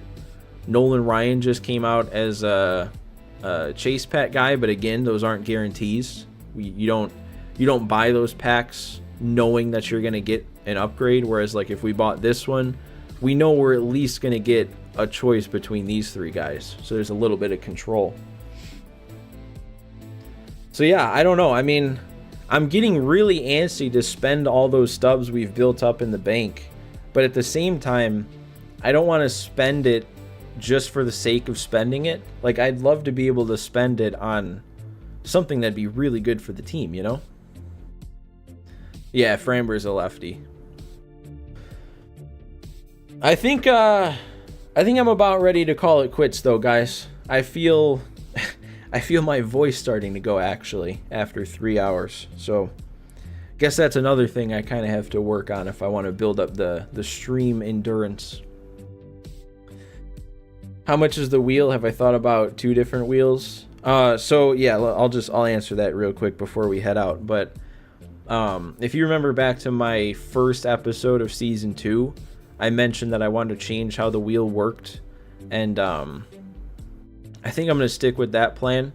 So everything that was on the wheel up until today, that'll go like on a different wheel now. So that wheel will all stay intact. That'll be the chapter 1 wheel, and that'll cost probably 20k. I might change it, I don't know. And then the main wheel will then be all these new packs, and then like if we get new packs in the shop or in programs and stuff, that'll go on the current wheel, so that we're at least staying somewhat up to date and somewhat relevant, and we wouldn't spin like the main wheel and then end up with, you know, an 89 overall or something like that. The other thing though I'm not 100% sure about is now that we can spin the wheel after a game again with the post-game stubs, I'm not sure if I want to make that wheel just like everything, or if I want to only keep it as the current wheel. Still haven't made that decision yet, but I don't know. We'll see. But yeah, I think I'm going to go ahead and head out, guys. Thanks for sticking around. I mean, we've been here for 3 hours. Oh, and real quick, you got one last question, and I don't really have an answer for that. I'm playing less on this account just because I have so many stubs, so I don't have to grind as much. So I don't even know how long it's going to take, if I even ever get up to this second wildcard slot. And if I do, still don't really know how I want to handle it yet. But yeah, no more questions. We're done there. We're calling it. It has been 3 hours, Toxic. So yeah, it's about time to head out. But thanks for hanging out, guys. I mean, Toxic, you were here for a while. Dylan, you were here for a while. Had a nice time today, even if the games didn't quite go as well as I would have hoped them to. Still don't really know how I'm going to turn it into a video, but we'll see. No, Toxic, no. I said we're done. I don't know what I'm having for dinner. Hopefully it's something good, though. But yeah, we'll call it there. We'll leave it in ambiguity what I'm having for dinner. But yeah, thanks, guys. Thanks. I will head out now and shut up. See you guys.